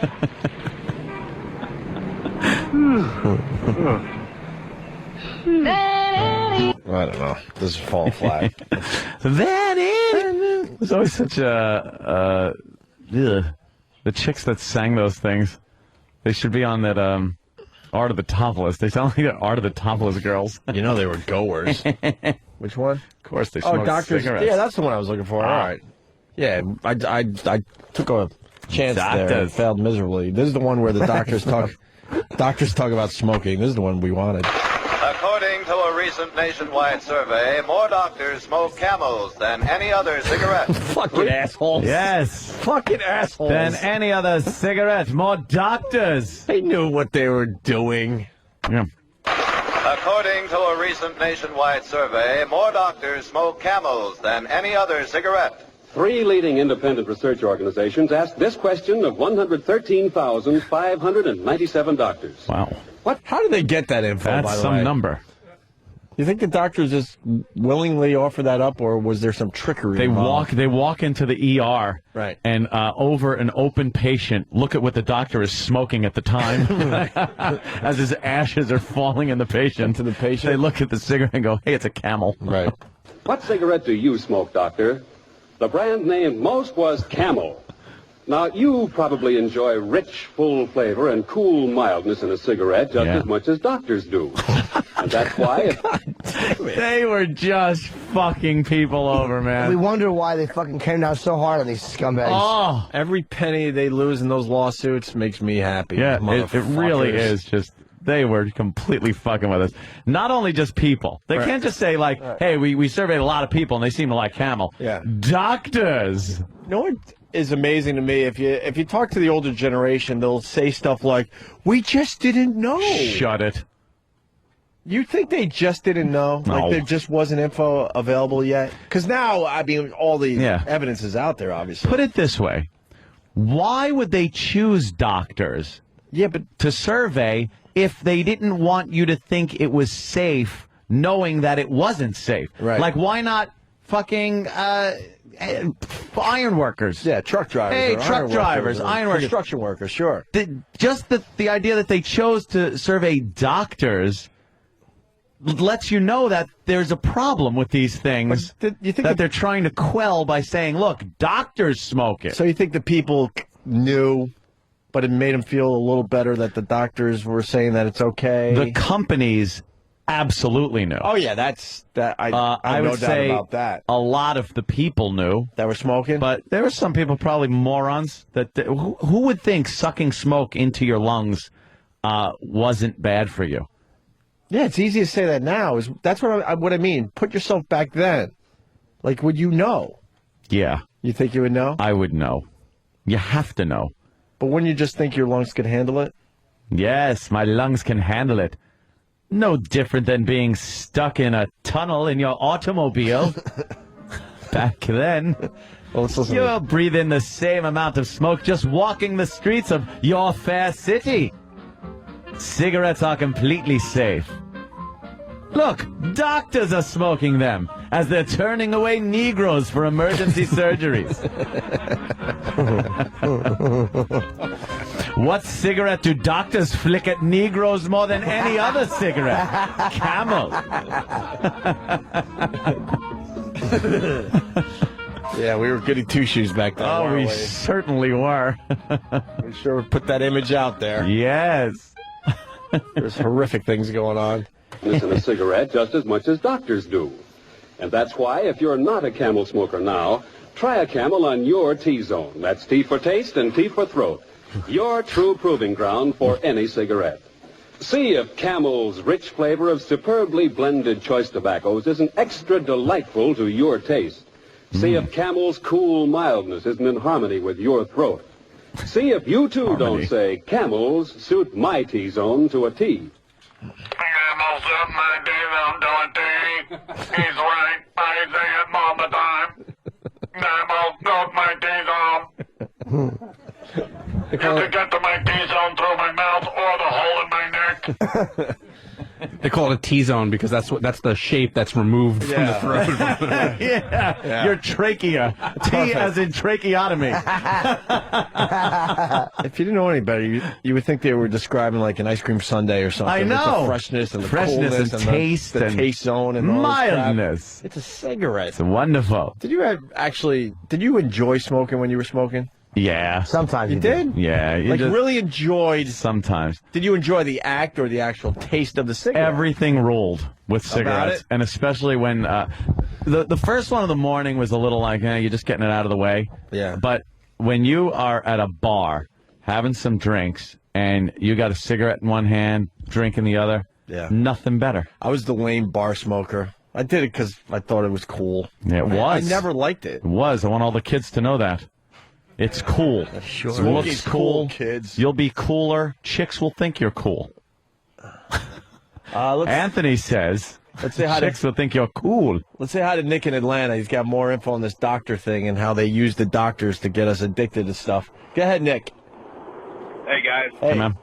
Hey, I just wanted to let you guys know that Nathan's Hot Dogs started out basically exactly the same way. They would allow doctors to have free food when they would come out to the Nathan's Hot Dog stand if they wore their white jackets. What? Wow.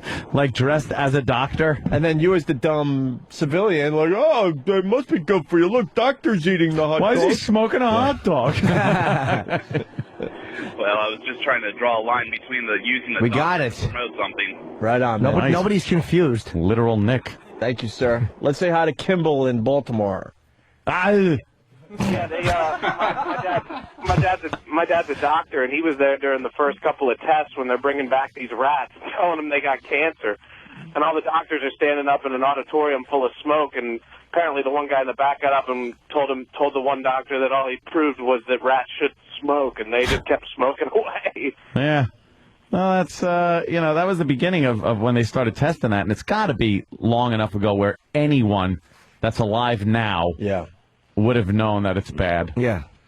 T is in tumor. Stephen S. from Bayshore. T is in tumor. Your T-zone. Yeah. Your tumor zone. Yeah. Maybe Philip and Morris didn't know it was bad for you. Yeah. All right. We're Billy Newport. We're Virginia Slim, who's actually the lady. Or fucking Teddy Camel. They knew that's what. Of course, Paul Mall. Mr. Mall, is smoking bad for you? No. They knew. They put the filter to make it look like, I see it, but this little filter takes care of all the badness. The filter will filter out any danger. Yeah, right. Will it? Let's say hi to Dan in Nebraska. Dan. Hello, Dan. Hello. Hey, I just Dan. remember the Lucky Strike commercial. So round, so firm, so fully packed. Oh, that sounds nice. Like a well-fucked asshole. That was actually in the commercial in the 50s. That's why they banned cigarette commercials. Just the language. They would have a black guy and a white woman and a tied-up white man, and they would say, pound, round and packed, like a well-fucked asshole. And the black guy's dick would look like fucking there was olive loaf hanging off it. Be all fucking bleeding white lady's skin. You think the ad man actually handed that in and the boss had to sit him down and go, look, we can't describe it as a well-packed asshole. No, they Can you filmed go it. back to the drawing board They and filmed it. come up with something else, please? And then the problem was the language and the content, because he was smoking the fucking Pall Malls and he was putting them out on the white lady's back. while the fucking cuckold husband was tied up with his glasses and his fucking bank book full of ill-gotten booty. Holy shit. Fucking awful. That's terrible. Looked like he stuck his dick in an olive and yanked it out quickly. Fucking pimento hanging out of his big black cockhole. Pink sock the white bitch. That was the tagline. With a fucking unfiltered ciggy hanging out of his big lips. As he's lipping it. Yeah, of course he is. Hey, it's terrible. I want to thank Mike from Fort Kent. Could you look that up? Mike? Before everyone else does and fucks it up on us. He's sending us somewhere with the show. Let me go to Mike in the Bronx. I'll explain if it's something worth talking about. Mike, go ahead. Hey, how you doing, guys? Big fan. Listen, I came from Europe when I was 5, Rome. And in Italy and small towns in Europe, doctors are looked at differently than here in this country. They're looked at as royalty. People tip their hats to doctors. So when cigarette companies were targeting European Americans, George Harrison. they used doctors because they were looked at on higher regard than they were in America. Oh, yeah? So Yeah. that's kind of what... You guys speechless? No, I'm just trying to figure that whole thing out because, you know, the American commercials... But Anthony, just to let you know, too, that the cigarettes in Europe are different than in the United States. Oh, shit, that's why they go, American cigarette, and they love them. Yeah. That's right, they're a lot harder. But anyway, you guys rule. Stay strong, guys. Do you know the original Virginia Slims commercial? The reason they had to yank that yes. is it was a woman and she was smoking and she was being rocked back and forth and then it pulled back and you realized there was 6 guys surrounding her and fucking her. And the tagline was Virginia Slim, a great ciggy to be raped to. How many airings did that get? 1. There was a lot of complaints. I wouldn't doubt it. We somebody turned us on to like crash tests from the 60s. That's what wow. I had Danny find. Look at how stupid we were back Look then. at these safe automobiles. We couldn't figure it out. Look at these dummies just getting the destroyed. guy came through the roof. Look, bam! Where do they find the guy this? falls out of the door. If you just YouTube 1960s crash test, Just flying out of the car. That's great. there's like a few different parts. As soon as you hit the car, all the doors just fly open. And the people are just all over the highway. The crash test dummies in there just flying out of the windows, through the windshields. How come they don't use real people for that, though, to get a better reading? Oh, they should.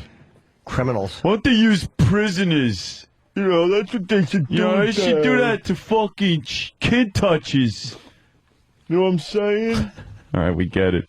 You know, you take a rusty fucking tin can lid and just cut his balls off with it. Yeah. You Like shoot the the hostage. Shoot the hostage. Mike in Fort Kent. He was the one that sent this in. You got something else to add, Mike, or you just need the credit today? I was just wondering if you guys got it through. And did you guys see the one where they were doing the T-bone test and the fucking seats come right out of the car and the fucking dummies right underneath the car? Yeah, they didn't even know how to figure out how to keep the seats in place. So the seats just go flying sideways. Well, look at that crash test E-Rock. The 1960s Chevrolet pickups, they had the fucking gas tanks were right in back of the seats. Yeah, I remember those. Yeah, it's fucking ridiculous. Yeah. Oof, if you're in the back seat of that, you're so fucking dead. We've come a long way with the car safety thing. Fire. Long way. Yep. Well, punch it out, boys. The car I want to get has this really weird thing where if you get rear-ended at more than 3 miles an hour, it violently ejects you through the roof. What would that do? There's no sunroof. But you have to do this as a crank, and you roll it down as the accident's happening, and then it ejects you. Or else you just hit the fucking roof? Yes, if you don't have a crank, and you have to have somebody in the passenger seat doing it, like cranking at the same time, and you roll down the roof. You are an asshole. No, but that's what you do. But you gotta be careful because a lot of people had their legs ripped off. Yeah. While being rocketed through the roof. I read that. Gotta watch that. Yes. Let's say hi to Sean in North Carolina. Sean. Morning, boys. Good morning, Hi. Sean. Everybody's talking like we were only stupid back in the day, but didn't the FDA come out like a handful of years ago and tell us that ephedrine and diet pills was bad for us? You can see your heart actually beating in your chest, but that just means it's working. Yeah, like diet pills and shit like that. Yeah, he makes a valid We're not point. completely smart, that's for sure. But I think a lot of we've gotten people a lot better. I think a lot of people had to know that wasn't too good for you either. Right. As you're taking them. I say no. You need like the Surgeon General to determine that it's bad. And then you're like, put it on something. We haven't even begun to talk about this octuplet thing. The mom who had 6 kids at home and then had another 8. Look at that fucking creature. Jesus. But she's insane. This woman is insane. And she had 8 kids. Jesus. And she already had 6 at home. She now has 14 kids. 14 kids. That's good. What does she do for a living? Not much. They're Not taking nothing? some of the kids away from her. She rents her cunt out as a tunnel. Yeah, fuck. It's for good for storage. Oh, God. They're looking at the fertility doctor going, what the fuck were you thinking? Is that... Who is that? Where's the mother? See, look, mother of this woman says her daughter's actions are unconscionable. They are cute babies. No, they're not. They don't all- look cooked yet. Wow, look, they're all just tiny preemies. They look like Quado. Gave birth to 8 Quados. Quato. David in Washington. David. Yo. Hey. Hey, there's a commercial I think you guys should check out. It's the Uvu commercial, OOVOO. It is the ugliest, arrogant fucking little ass running a business meeting. The whole commercial's just disgusting on every level. I think you guys would be able to do about an hour's worth of material on it if you You've check it out. described it very, very well. Well, all right, we'll have the guys look at it in the in the back office there. Thanks, sir. 4. All right, let's go to Debbie. Debbie. Hey, what's up, guys? Hey, Debbie. Hey. She looks like Gene Simmons, by the way, the octuplet's mother. Oh, Her yeah, lips, she has does. Gene Simmons' mouth. Did she have the? She had I the had fake. many babies. Oh, boy. Than that now. I just had a question. Debbie, we're not. We talking. can't see you. You're on the phone. Yeah, we don't know what you look Holy like. Not you, you dead bell. We're talking about a woman on television. That just gave birth to 8 kids, even though she has 6 at home. And then we said she looked like Gene Simmons, and you assumed we were talking about you. How would we have seen you? Sorry, I thought you were talking about me. But how would we have seen you? I know, I didn't hear that part. But if you commented on how you thought we thought you looked like Gene Simmons, how yes, but how did you then think we saw you to describe that you looked like Gene Simmons? Yeah. I thought you said I sounded like her. Gene Simmons is not a her. I thought you said her mother. His mother. Oh my God. You suck a cock. Why don't we just read Dr. Seuss books today for everybody? Why do we try? Hey, listen, I got a question for Opie real quick. Yeah. When you quit smoking, how long ago did you do it? Oh my God! I barely smoked. Oh, just tell her she's shy. Go ahead, I was a Deb. bar smoker. I was the douche that thought he was cool when I was drinking. Smoker. Yeah, and I would smoke a fucking cigarette every once in a while. Anthony smoked for a while. Jimmy smoked big time as 17 well. years, yes. 17 years. I probably had 24 cigarettes in my life, if that many. Go ahead, Deb. All right, calm down. I Uppity. asked Anthony, how long ago did he quit? Oh God, you're probably fucking 10 years ago. Maybe, yeah. You went through I don't know, quitting. 7? I quit just almost a year ago. This is why I'm asking.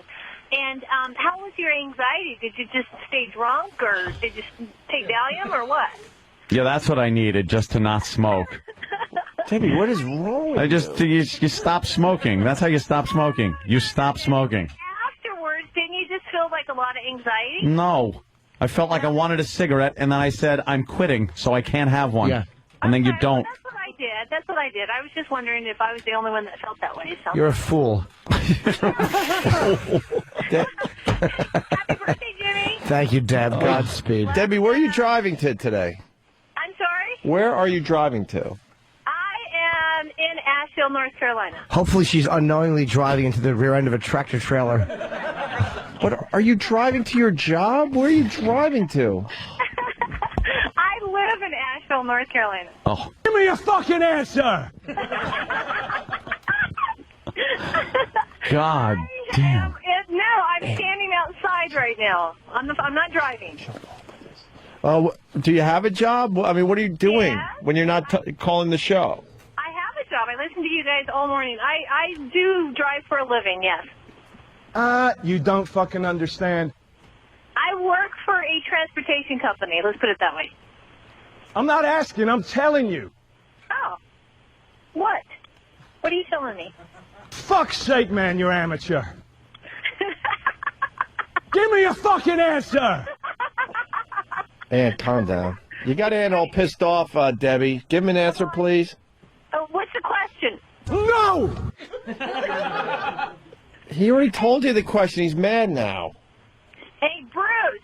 I want to fucking kick your fucking ass!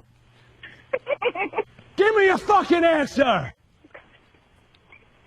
Can you answer the question, please, Debbie? The answer is no. Are you professional or not? Yes. You're unfucking believable. You prick. Da-da-da-da. I love that. Ta-da-ta-da. All right, listen, I gotta go. God, I just want to fucking kill this woman. No, you don't. You would love me if you knew me. You got the big... I what do you know got enough going of on? you. Big boobies? Hate you. No, You have what size? I got everything else. Do you have A cup titties or B? C. C's are nice. Saggy C's, right? That's not bad. That's I hope followed by an A-N-C-E-R. You guys are hilarious. Duh. Jesus. I gotta go. I want to suckle your fat teardrop tits. Where'd you go, lady? Madam, get back here. Madam. I'm not finished with you, toots. Hey, happy birthday, Jimmy. Thank you, it's my birthday. Right. How about you wrap those fucking giant udders around my dick and you talk while I come all over your eyeballs. And I'll fuck your ears with my middle finger. Was she annoying? She's the worst. God, you just get a couple of callers every so often that just really get to you. I kind of like her. Yeah, of course you did. Why not? She was a fucking dummy prick. Oh, hate her. All right, why don't we take a break and we'll continue. Obama has a nice plane. Obama? Air Force One is the Doesn't shit. he have the same plane? Yeah. Yep. He actually has Snoop Dogg flying it now in Godfrey. Ugh, oh, God. What the hell is that movie Soul called? Plane. Soul Plane. You think it's like Soul Plane? Yeah, it sure is. Yeah. Why would Stephen S. Rabasio write, "Holy fuck, I hope this woman drowns to death in diarrhea"? I mean, she wasn't that People bad. hated her. Dude, they hated To her. the point where you hope she drowns in diarrhea? Yes. Yes. They hated her. And how would you get that, Jimmy, how would you get that done? How do you drown in diarrhea? You eat a lot of Mexican food, then do a headstand. Yeah? Believe me, Like Tub Girl. I've lost a couple of friends that way. It's a lot easier than you think.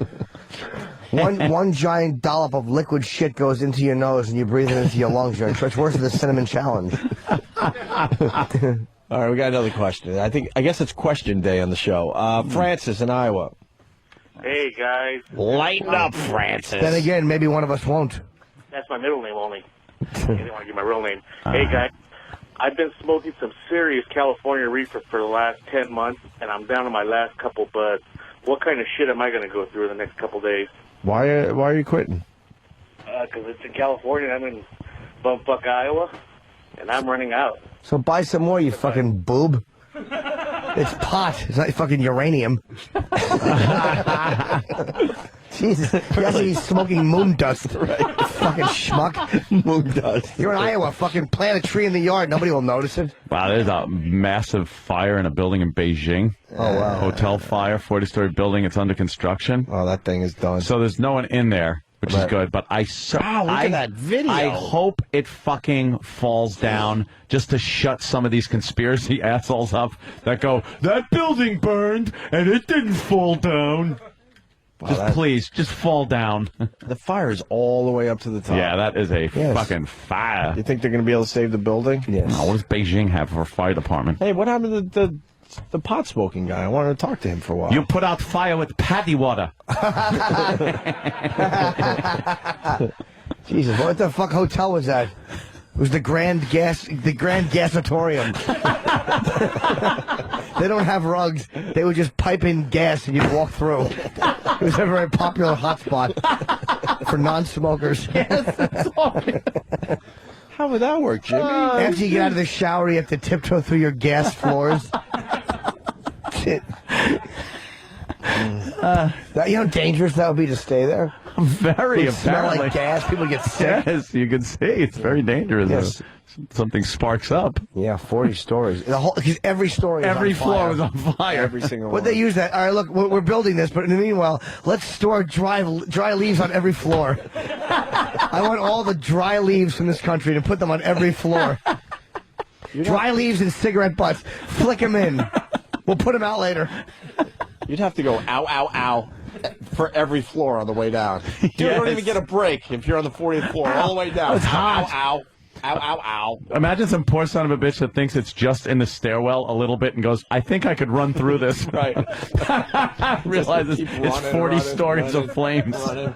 Every fucking... When did they decide to put it out? Like, did they go, look, it's only 17, 18 floors. Let it go. It'll burn itself out. Right.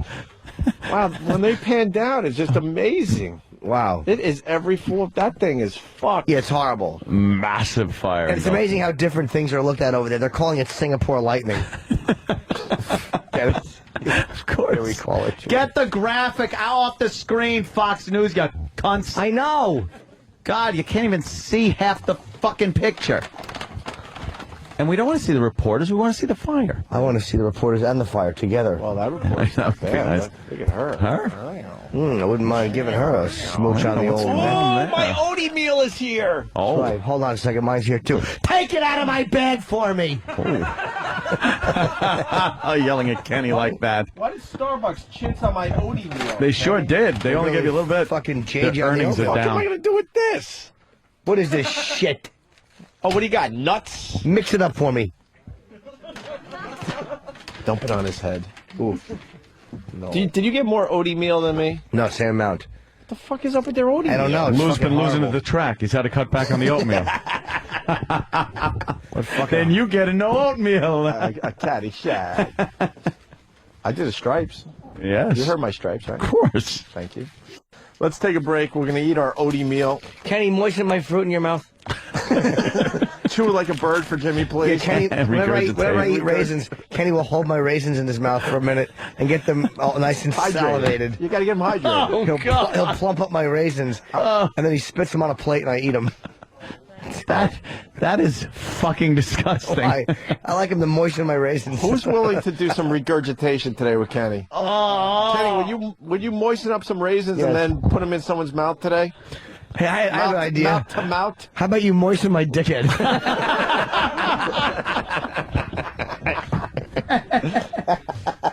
Oh, this stupid Alaskan volcano. They're saying now it's going to erupt within days. They've been saying that for days. I know. They've been saying that for days. Exactly. That's why there's no real good video of Mount St. Helens or film. Because they're like, oh, any day now. Anthony, by the way, we're going into break here. I just want to remind people that Pro Flowers is the thing to do for this Valentine's Day. Valentine's Day is what, Saturday? Saturday. I got to tell you, I mean, they talk about how the Wall Street Journal says it's the best value and all that. I mean, our listeners have used Pro Flowers over the years. We have personally used Pro Flowers over the years.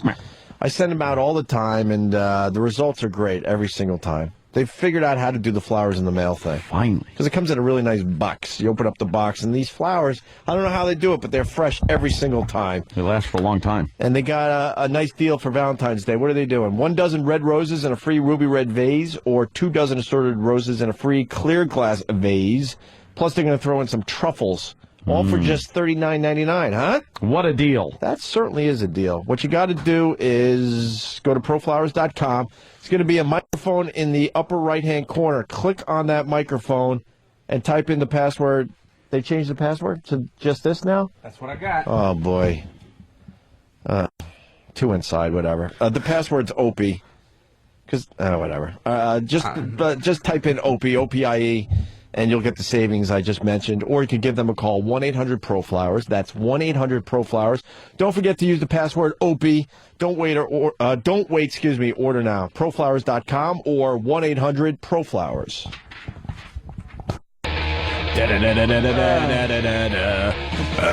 The conversations that take place. We have very good news for the live audience today. What? We're queer. You picked the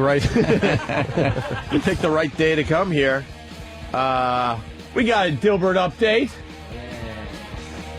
Dilbert? Yes. Now, Sam is here. Sam just loves Dilbert. Apparently, when we last left Dilbert, he had been fired from his job that he had been at for forever. He got fired, and we were reading some other comics, and we thought for a second that maybe Dogbert, his pet, was putting him through, like, mock interviews to train him. Yeah. But I did a little back research. Yeah. And what had happened was, as you'll see illustrated in the top strip that I handed out to everyone. Oh, thank you.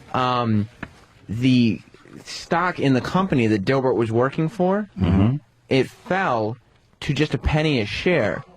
So Dogbert was able to purchase 51% of the company. Wait, Dogbert owns the company? Yeah, and so that's preposterous. Why wouldn't he just hire him then? Well, that's what he was putting him through all the rigorous tests. It was a real interview. It wasn't. That's silly. A dog owns the company. So Dogbert works for satellite radio. No, I don't think it's specific to the. I want to know why is Tumor Body standing on the desk? That's Dogbert. He's the boss. That's Dogbert, okay. Dogbert's letting Dilbert's old boss know your stock fell to a penny a share, so I bought 51% of the company. I'll double my investment just by firing you. And then he says to the boss, thanks for not being totally worthless. And the guy goes, you're welcome. Wow, that's a terrific one right These there. are the things that keep brilliant. the laughs coming. That one was brilliant. Yeah. So worth being in thousands of newspapers. How the fuck are they not putting... papers wonder why they're going under? Save yourself the fucking page cost and don't print this one. What is the reaction after you read this? It's pretty funny. It's the same reaction you have when you look down and you see a gum wrapper. There's a non-reaction to it. Even the drawings suck. But you also have to know what's coming next. You know what I mean? Like, what's this leading to? Because now we're looking at Dilbert going to all types of different work areas and seeing what his experiences are there. So he's up in his game, obviously. Right. Yeah. So what do we got now, Sam? Well, Dilbert in sales? Right. Yeah. Next, Dilbert would start working in sales. And so this guy is talking to him and walking him through the office and saying, we had to be more creative because of the soft economy. Can I stop you there, Sam? Sure. A little observation. What do you call Dilbert? Oh, Cigar Body? Cigar Body. Cigar Body and Tumor Body is Dogbert. Yes. Cigar Body, also known as a.k.a. Dilbert. You notice his tie has to be up in the air. He's a little... Well, it's always been that way, right? Why? Why is that? Well, he's disheveled, you know. Yeah, but why wouldn't the boss go, look, fix your fucking tire? I think it's a subliminal boner. Oh, my It sort of looks like he's trying to suck his own dick. Yeah. Oh, no. Either it's a fishing hook, and apparently there's a pier, and someone said, I'm going to fish for an unfunny Cigar Body cartoon, and they caught one. Whoever draws this should get fucking finger cancer. How great would that be if their fingertips had to be amputated due to fucking finger tumors that look like Dogbert? But he insists on continuing, so now he does the cartoon with his mouth. Yes, he has to put the... Now Cigar Body looks really more awful. realistic. Dilbert and sales. We had to be more creative because of the soft economy. All right, continue there, Sam. Right, and so now this new guy who's showing him around says, now we kill our customers and replace them with body doubles who place big orders.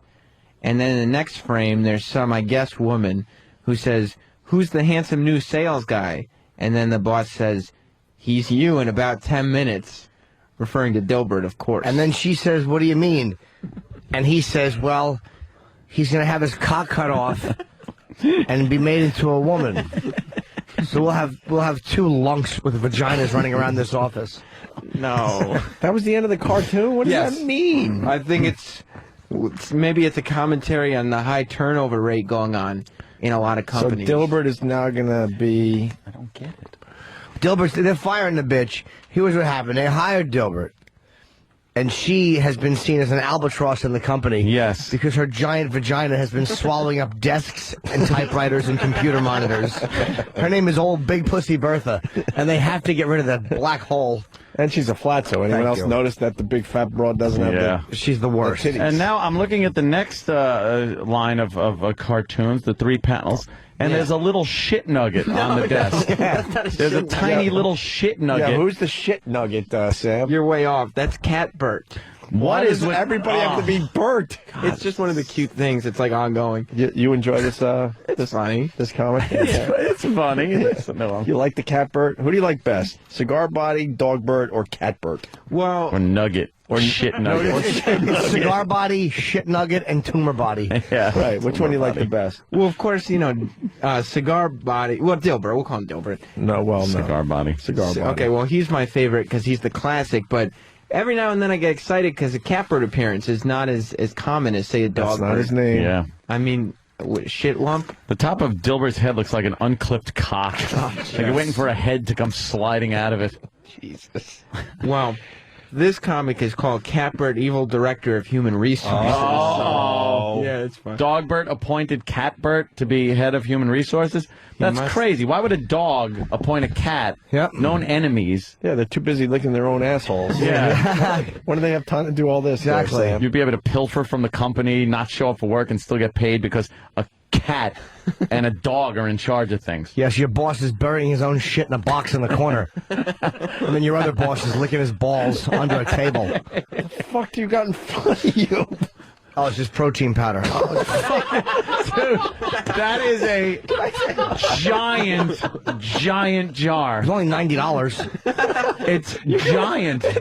It's the biggest jar I've ever seen. What does it say on the front? It's Pro Complex. I was supposed to get it. Steve's chick actually came over yesterday and walked me through a whole bunch of exercises and foods, and this Rocky Road Pro Complex is supposed to be pretty good for you.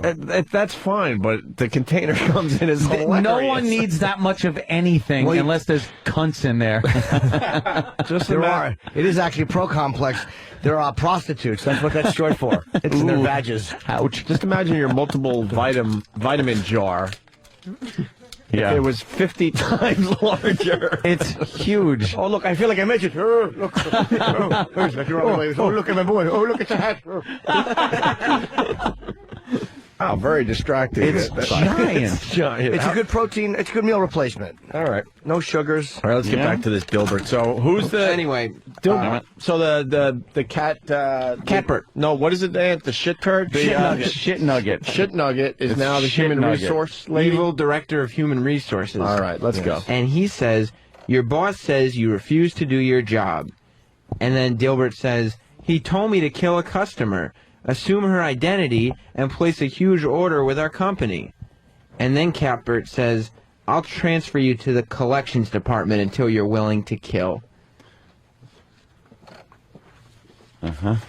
So that's the end of that day's comic. If you That's how it ended? Yes, Yeah. until... They always leave them laughing. Right, until tomorrow. And look, we have a live audience today. Not one, not even a chuckle, not even a smirk. nothing. But this continues to take up space in our newspapers. Fucking funny. Let's go to Paul. Funny. Paul in Virginia. Paul, Hey, Sam, don't forget about Ratbert. there's a Ratbert too. We haven't met There's Ratbert a yet. rat. Oh yeah, you guys were Ratbert. asking about Dilbert's necktie, Yeah.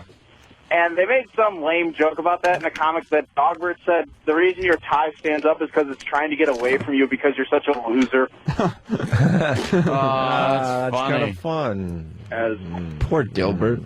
Yeah. All right, thank you, sir. When your own dog is insulting your fishhook tie, Then just can't win. You can't win for losing this guy. Is this a whole week of comics you brought us today? Yeah, you wanted the update. That's terrific. We haven't Thank done you. it in a week. Now the next one is Dilbert is now working in collections wow, where they're Catbird moving assigned him around. to. Sure, okay. Right. He didn't want to kill a customer. Right.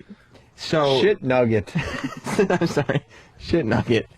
So Dilbert is Cigar Body. Cigar Body is on the phone in a cubicle, and he says, "Please listen while I read this threatening script." Which I'm sure he's not supposed to say threatening script. I have hidden poisonous spiders in your home. If you pay us now by credit card, I will give you the antidote. And then he says, "Okay, fine." That's the caller saying, "Okay, fine." Right. But if you feel a tickle on your leg, give me a call. So this cartoon fucking sucks. It just gets you angry. It's so bad. These guys are fucking terrible.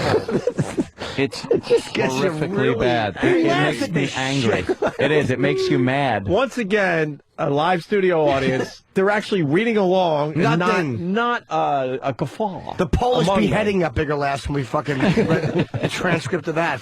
But, I mean, with all the bad news going on in the papers, there is something to be said to have some funnies, you know what I mean? All right. Yeah. We have yeah. one more, which will bring us up to date. This is today. Thank God. This Yes. is today. Yes. All right. So where are we at? Well, Dilbert... Cigar Body. I'm sorry, Cigar Body is still in collections. Yeah. And he's listening on the phone This now. one has his roommate Jigbert. What? Well, apparently this guy's collecting a bunch of Z's from his readers. Fucking stinks. Well, the caller calls and says, "My wife hates me and I live between an archery range and a nest of rabid badgers." And then Dilbert says, "Is that a reason for not paying your bills?" And then the guy says, "I'm just saying Your mother's call-" cunt. Oh, that's not what the guy says? No, the guy says, "I'm just saying you called it a bad time." Now, before, I know just saying it's not funny, but there is an arrow in his chest, 3 rabid badgers are biting him, and a frying pan in his head from his wife. Oh my God! wife. So it's kind of a visual. You can't even draw a badger right. No. Well, they're rabid. No. They look like three fat man neck skin tags. Yeah, it's not even. He's horrible. Yeah, this guy sucks. He's not funny, and he's a terrible artist. I just But assumed he's if he was in the syndicated. paper, he had to be good. So I'm like, all right, this Dilbert guy must be terrific. Well, I mean, if you guys... this shit and thinks it's funny. This guy makes fucking Beetle Bailey look like Woody Allen in short stories. Like Woody Allen's Moose Pit. Correct. If everyone thinks they can do better, I mean... Yes. What do you do with that, Jim? What do you do? You're mixing a concoction. It's a fucking beverage. You drink it. It's This elixir. Yes. What? No, you put it in cold water. Yeah, you put it in water. And then you shook Just regular water. Watch him shook. Is it going to dissolve or is it going to be lumpy? It's supposed to dissolve. Should it be warm water? No, cold. It's a delicious treat. Is it like a milkshake? Not quite as good as the Those milkshake. protein shakes taste pretty good, actually. Yeah, this is Rocky Road. Rocky I've not tried Road. it, Oh. but we learned how Have to you make. tried the old dirt road? Oh yes, I have Yummy. many times. Delicious. You bet I have. Shaka. He's shaking now. Yeah. He looks like Tom Cruise in Cocktail. The way That's he's right. shaking that around. Taste it. I Wow. want to hear how Yeah. awful it is. I want to see how bad it is. I just want to hear him, and then I'll have this giant vat of this shit at home. Yeah. What does it taste like? It's not great. Really? I can Is it smell the goodness dissolving over or no? here, though. You're doing something wrong. I can't see it dissolving in that kind of water. It is. You just got. I need a shaker. The ones I do at home. You got to blend it. You got to throw a banana in there, maybe. No. This Yeah, I'll is give just you a add banana. Put a little banana in your tailpipe there. Is it lumping up though? It's clumping, right? a little bit, but Yeah. it's okay. Then you're gonna It's have a big clumping. dry clump of powder. Can I have You start can I have a coughing. towel or something, or a fucking paper Yeah. towel? Then it breaks away Put in your over mouth. it. Yeah. It's like. Thanks a There minute. you go. Well, Sam, what do we got now? Well, would you want me to read the original? Oh, fuck. I printed out another comic that maybe everybody could fill in the blank box. If you want me to read the original, or you guys could just read the first 2 Oh, okay. boxes. Yeah. No, don't read the original. Wait, we're Let's playing guess. our own. That way, yeah, and the whole audience can play too. Oh, I thought he just did this on a regular basis. That was just one and done? Where you make up your own ending? No, we can make up our own ending for a new one. All right. Sure. But there is a real ending, is what you're saying. Yes, there is a Okay, real So ending. we have to try to do better than the ending. Yeah. All right, go ahead. It's the job interview. Go ahead there. Right, well, the job interview, so she's there giving him the interview, and she says, I detect the flop sweat of desperation. And Dilbert is sweating. And with his stupid tie sticking straight up in the air like he has a boner. He doesn't have a tie clip. No. And then she says, I base my hiring decisions on who would make a good mate, and I would never want to give life to your sweaty baby. Oh. Oh, no. Well, give me a And pen. Here we go. Oh, I need a pen. Oh, here we go. Oh, my. Oh. And is the audience attempting to fill in the third panel there, Sam? Yeah, I mean, we gave them early, so the audience already has some. Do you want to start with some of those? Yeah. As Jimmy and Aunt right Yeah. away? Well, Jonas says, after she says, I would never want to give life to your sweaty baby, Jonas says, here's cab fare to Ted's Abortion Emporium. Cunt neck. Well, Cunt neck. figured that would happen. Wow. All right, the audience handed in their third panel. Going through... Same theme. Jimmy, you got one? Sam reading yours? Same theme. Well, this one's worded better, I think. She says, I would never want to give life to your sweaty baby. Yeah. And she says, you wouldn't have to worry. I'd abort it with my fish tie. See, that's 2 abortion jokes in a row. In a row, wow. Yeah, that's why that one didn't. Okay. Can I have some more blank ones? Go ahead, Sam. Another one from Jonas. Yeah. Jonas, very motivated today. Yeah. Yes, I would never want to give life to your sweaty baby. And then Dilbert responds, that's why I'm throwing you down the steps, clit nose. She does have a clit nose. All right. This one from an unnamed listener. Okay. I would never want to give life to your sweaty baby. And then Dilbert says, something smells putrid and it ain't my sweat. She says, excuse me. And he says, it smells like your shallow grave, cunt. All right, here's one. I got audience participation as Anthony hands his in. Scott S. from Quakertown writes, so Dilbert says, okay, I'll just fuck you in the ass then. That's a good one.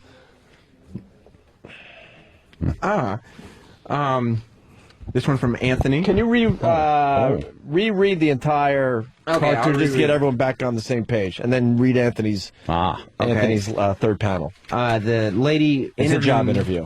Yes, the lady interviewing Dilbert says, I detect the flop sweat of desperation. And then she says, I base my hiring decisions on who would make a good mate, and I would never want to give life to your sweaty baby. And then Dilbert responds, I'd kick you in the cunt anyway till your spawn splats on the floor like a jar of maraschino cherries. Jesus. See, because So that's why she insulted him, and he told her a thing or two. About a thing or two. Yes. Well, Evan, one of the listeners, says, she says, and I would never want to give life to your sweaty baby. And Dilbert responds, that doesn't make very much sense. So that's Evan's take on the on the comic. He could write for this comic. Yes. Let's see, another good one. This one is written in caps, so I'll try that. It's yelling. That's yelling. Will says, I would never want to give life to your sweaty baby. And Dilbert responds, well, shut your cock, sucker. You shall feel my balls upon your chin after a prompt bra bombing. Linga longa. There's no reason for that type of language. No, that's a little wordy. None at all. That one was a little wordy, Sam. Yes. You got one? Who's Yes. this from? This is from Jim. Oh, as in Jim Norton? Yes. Jim Norton? Some listener named Jim, Someone I guess. named Jim. You have to read the whole cartoon, of course, because the cartoon's funny. Yes. Right, from the beginning. She says, I detect the flop sweat of desperation. Then she says, I base my hiring decisions on who would make a good mate, and I would never want to give life to your sweaty baby. And then Dilbert responds, you silly goose, babies only sweat when you fuck them.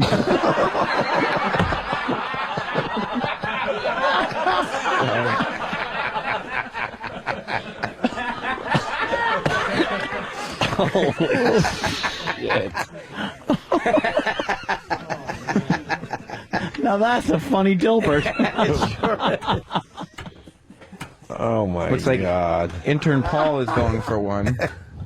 See if Intern Paul can follow Jim. All right. She says, I would never want to give life to your sweaty baby. Dilbert says, take it, bitch. Which is simple. I might have one. Short and to the point. Oh. All right. So, interview lady says, I would never want to give life to your sweaty baby. And Dilbert says, that's not sweat, it's lake water. That's funny. Bravo. Shit. Hold on. Well, as you guys are writing, I could give you the one that I didn't read, which now I'll read. Yeah, now that we got a little confidence, throw it out there. I would never want to give life to your sweaty baby, and Dilbert replies, well, from the looks of you, you'll probably miscarry anyway. Look, you got a solid response from that one. Sam, you got another one over there, not worth reading? Here's one from Scott. Maybe our intern Scott, or maybe a listener named Scott. All right. I would never want to give life to your sweaty baby. And then Dilbert says, no problem, then let me blow it on your head like a broken beehive. That's one. This one is coming from Jim, a listener named Jim. Listen. Who, she says, I would never want to give life to your sweaty baby. And then Dilbert says, then how about I eat Mexican and fill your pussy full of shit? I never thought I'd see space docking come to a Dilbert strip.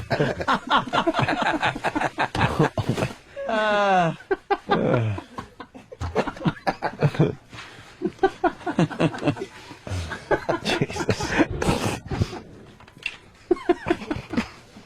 So, I mean, I don't know if... Are we just about done, Sam? Or? I don't know if these are better than Scott Adams punchlines. They're alternative. Yeah. I guess there's this one written like a serial killer. She says, I would never want to give life to your sweaty baby. And then she says, I can tell you are sweating profusely because it looks like Niagara Falls coming out of the front of your pants. So I don't know if that makes any sense at all. But I'd have one there. Listener Tony from New York. Tony, I'll start from the beginning. I detect the flop sweat of desperation. I base my hiring decisions on who would make a good mate, and I would never want to give life to your sweaty baby. And then Dilbert responds, good for the baby. Didn't Sloan Kettering take your diseased tits? Which is... God.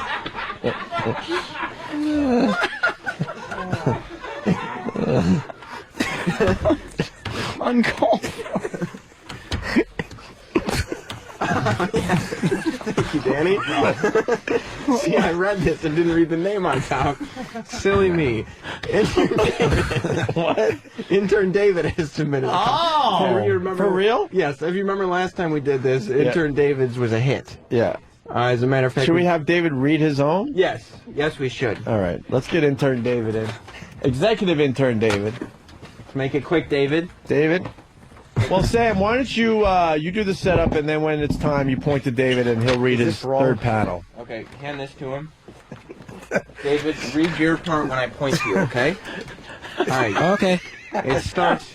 It's great. Holy shit. So it starts, I detect the flop sweat of desperation. I base my hiring decisions on who would make a good mate, and I would never want to give life to your sweaty baby. And the woman says, so I guess I can't hire you. And Dilbert says, what? You can't handle the sweat, bitch. Wow. You shut up, that's not right. David.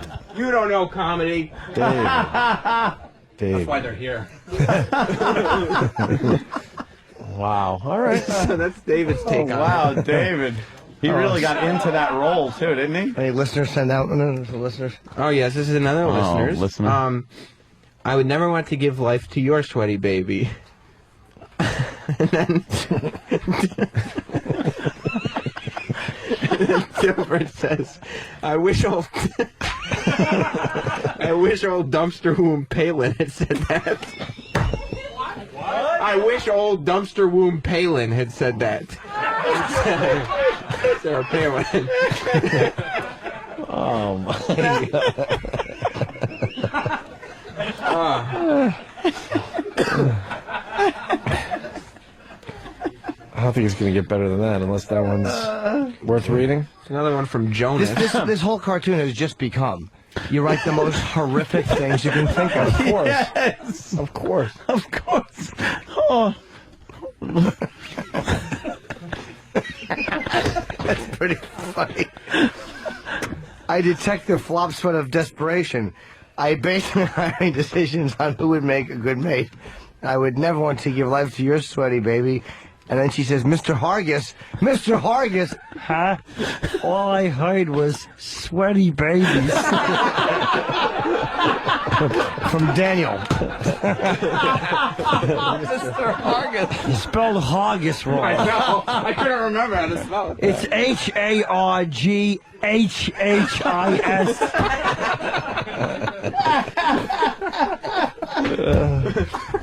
Swedish. We done? Yeah, I think so. All right. Well, how about this when we come back? Can we have a couple more of these? But how about the best one that's completely clean? Wow, that's with no profanity or abortion references. All right. Okay, I'll need a new sheet. Yes. All right. We'll try to do that after the break. Stay there. On behalf of 8.3 million grateful New Yorkers, it is my honor to welcome you to City Hall this morning. Why don't you sit down and relax and enjoy? Give Sully and the crew some. I certainly hope you keys feel that at won't home open anything. here. Yeah. And you should. New York you can City, cut down a little as you know, I think is a city full of heroes, whether it's our firefighters or police officers, emergency workers, everyday citizens that show their own brand of courage. That's so big That's why I think we have all felt such a strong connection to the story of Flight 1549. Not just because it happened right on What about our Oceanic doorstep, 815? but because these Come were on. individuals who managed to save that plane. every single passenger on that flight, lived up to an ideal that to all of us in New York we all aspire to, and that many of us have reached. Not all. Now, the crew has probably relived the events of January 15th many times, but one thing that you may not be aware of was that while you were preparing to take off at LaGuardia, I was giving my annual State of the City speech at the same time. You weren't listening, were you? Is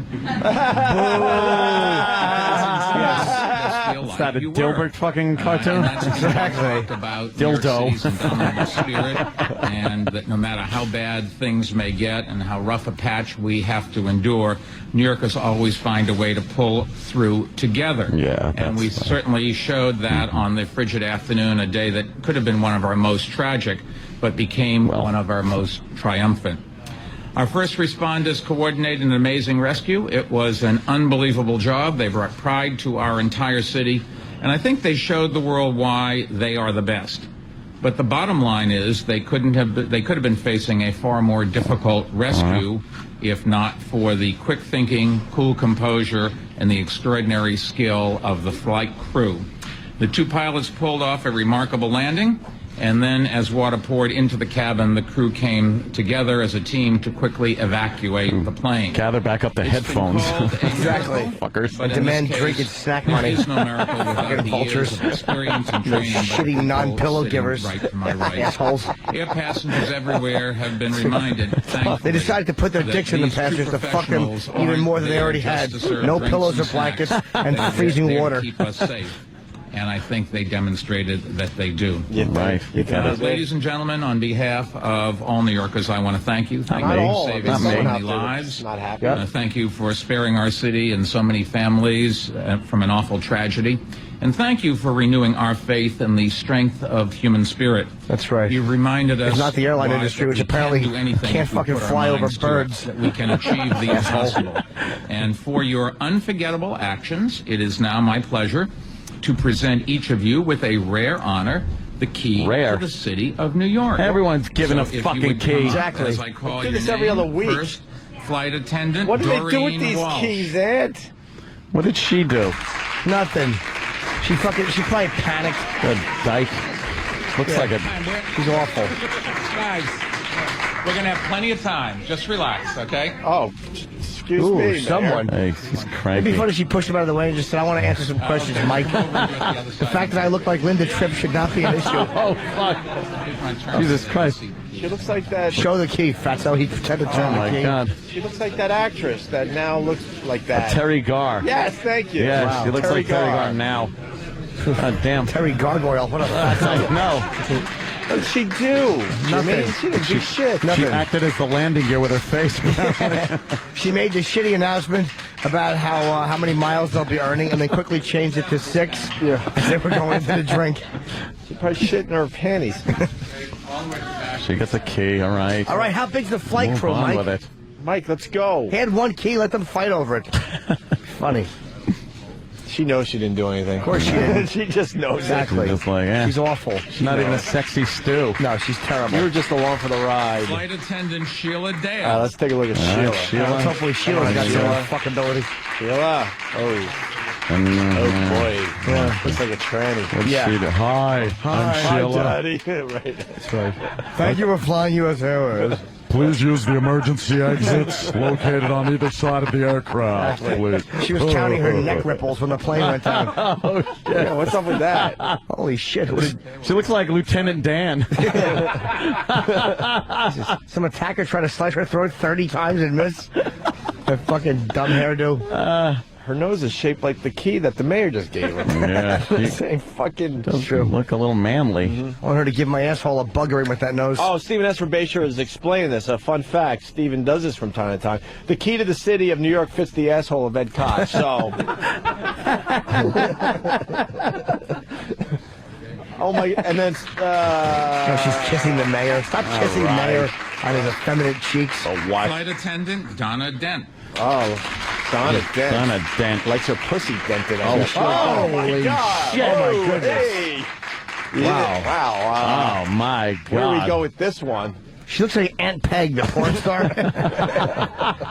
She's fucking Liam Neeson's wig from fucking Taken.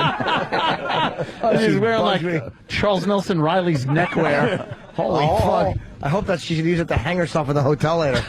She looks like Tim from the British Office. Yeah. She's awful. That hair. Hey, Derek, congratulations.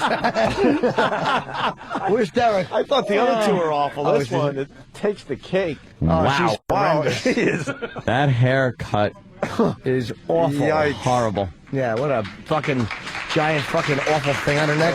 For somebody wrapped up a homely person. There you go. And the She needs medical two hair restoration. patrols, First Officer Jeffrey Skiles. They booed Sully. Let's see Jeffrey. Boo. He's just the first officer. Wow. He didn't do shit. No, he did Oh, nothing. look, he doesn't even know how to hold the Ah, key. you fucking awkward Jeffrey got a Jones looking creep. 70s porn star mustache. He should be trading fucking computer files with fucking Pee Wee Herman. You Ferris He does Bueller. look like Bueller's principal. Awkward schmuck.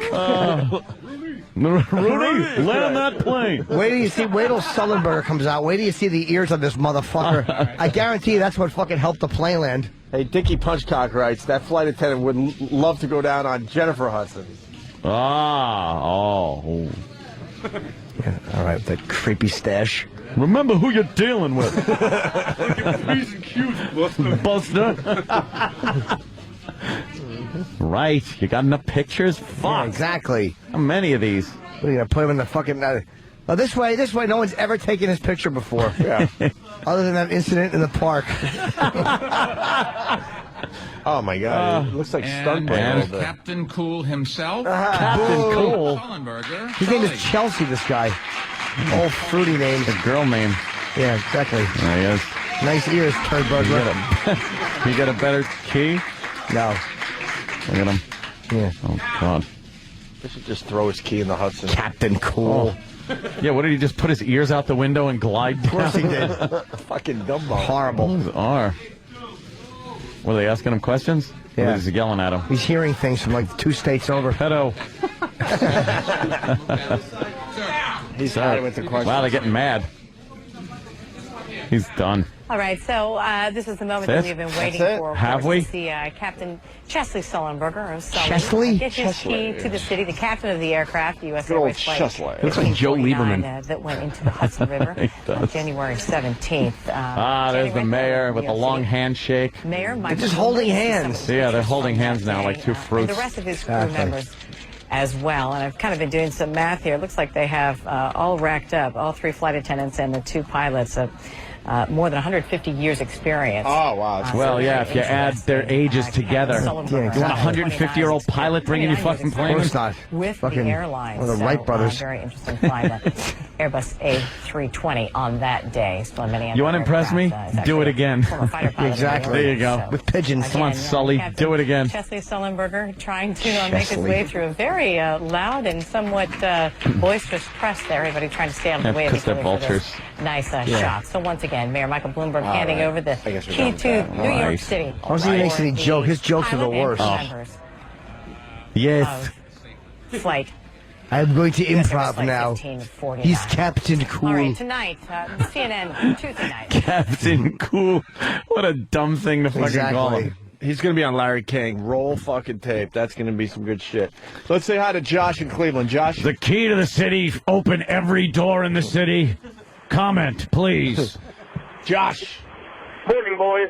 Hey, Josh. Hey, I was wondering if you guys saw this video of Chris Jericho punching some girl in the face after a WWE event. I just saw it for the first time. It's pretty ridiculous. Well, we got Sam in here. Maybe we should do a little wrestling update because, Vince McMahon got hurt again. Yeah. And you got Chris Jericho punching some fan in the face. What's that about? Well, there's a whole bunch of stories going back and forth about, first they said that this girl's boyfriend, lunged at Jericho to, hit him. And then Jericho just started swinging, and this girl lunged at him, so he swung at her, too, and punched her in the face. But how did he get in a position that he's punching the fans? It was after the show, and so they're driving out of the arena. Oh, this is not fake wrestling shit? No. Oh. This is, yeah. Then why the fuck are you telling us this? I know. I'm here to, But, so they're driving out of the arena, and the traffic gets stuck, and there's all these fans circling the cars. So he gets out of the car to take pictures because they're not moving anyway. And then since Jericho's playing the whole heel thing... And you ready to go home? Listen, you asked here... I am. Yeah. Where's the punch? Huh?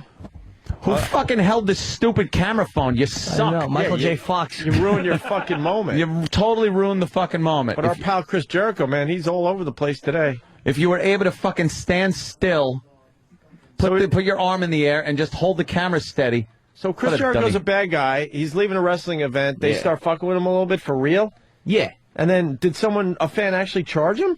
Yeah, that's what they're saying. They charge him and spit on him and stuff. And now he's taking on everybody. Right, because then one guy swings at him, he swings back, so then all of a sudden people are swinging at him, and so he's just trying to clear everyone out because security's not doing a good job. And now they're saying he punched and spit, allegedly, on him. Oh, boy. So, all right. Well, I could have got a beating. You think they'll fire Jericho? Yeah. Why would they fire him? They won't fire him. No. He's too big, gang. I could have got my ass kicked. Yeah, you could have. He would have went. How's Vince? Vince is off TV again. What happened, Sam? Well, very, very serious concussion, they said. Very serious concussion. Didn't he just come back from the last fake injury? Well, I don't know if it was fake. It's a Botox injury. Yeah, yeah. What's up with all these fake injuries that... Well, I don't know anything about fake injuries, but I do know that he was punted in the head by Randy Orton, which resulted in very serious concussion and neck injury. Very serious. And how long is he going to be out this time? Who knows? They would have fired Randy Orton, but then he came on TV and announced that he had IED, which is a disorder that results in outbursts. Improvised. So wouldn't Vince at that point go, well, you're a loose explosive cannon? device. Yeah. No, it's a disorder. It's not a IED? device. No? But wouldn't they just let him go because that could be a problem? No, because the problem is he also, the night before, won the Royal Rumble. Right. Which guarantees him a shot at the world title at WrestleMania. Just give it to somebody else and get the... No, because he won the Rumble. the guy out of the company before he gets him in trouble. But he signed the contract that says he gets the main event, the Royal Rumble. Now, at the pay-per-view, Shane O'Mac is going to get his revenge. Why is Shane O'Mac fighting? Because he's the avenging son of a billionaire. What is he doing, Sam? Because the He doesn't millionaire need to do this anymore. The millionaire got kicked in the head by Randy Orton. The billionaire. The billionaire. Right. And so now the billionaire's son is there to avenge him. I'm taking a vacation. Get your ass in there and fight, Shane. It's not a vacation. But Dad, I'm getting kind of old. Right. I have a lot of money, family. Right. The McMahons always fight. Look at me. I'm getting kicked in the head. You're going to get in that ring. He probably has Shane's kids taking bumps already. Well, getting ready for the next generation of McMahon wrestlers. I'm announcing the first ever baby cage match between my grandchildren. And Stephanie just had her second kid. Get it in the ring. Yeah. An umbilical cord snipping match. He's in the hospital. I don't think now I is an doubt he's appropriate in the time. hospital. Well, maybe not anymore, but he is definitely bedridden. Yeah, is he? Well, otherwise he'd be on Yeah. TV, I'm sure. I want to thank Sam for really slowing down the show. Hey, it was a hell of a show until this point, Sam. We had some funny Dilbert cartoons to read. Oh, my You were God. part of the really good bit with intern David, but there's more Dilberts. No, it's all right. More It's all right. Dilberts. We had some clean ones. Yeah, we got clean. What was your Dilberts. clean one? I didn't have any clean ones. Oh, you didn't? Is there a good clean one? Well, if by good you mean bad, one of the Ron and Fez interns submitted a clean one. Yeah, what was it? His name is Vince. He's a new Ron and Fez intern. Oh, all right. And so the comic goes, I detect the flop sweat of desperation. I base my hiring decisions on who would make a good mate, and I would never want to give life to your sweaty baby. And then Vince has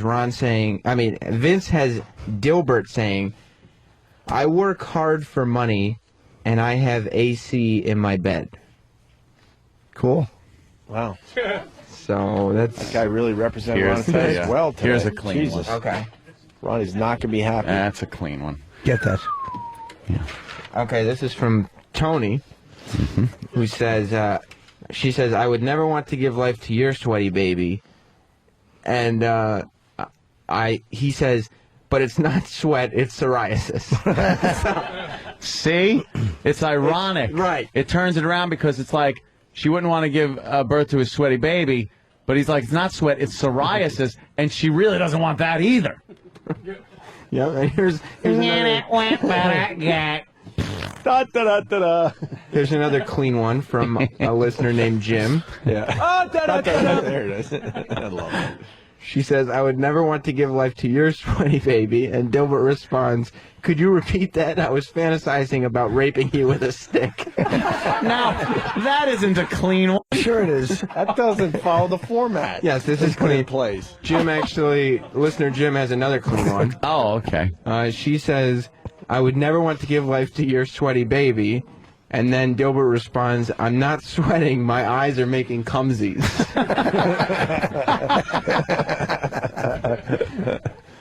All right, that one was clean. It is possible to do clean. All right, let's get the fuck out of here. Let's. Language. Yeah. All right. Well. Good start to the week. Yes. I want to thank Tomorrow's everybody Tuesday already? who Wow. showed up for a Monday show. You guys are crazy. Yeah, look at Big this. crowd, though, and they seem to enjoy it. That's so good. thank you. And Thanks, that's it. Joe. No big outs. Let's just get the fuck out of here. See you Start our day. tomorrow.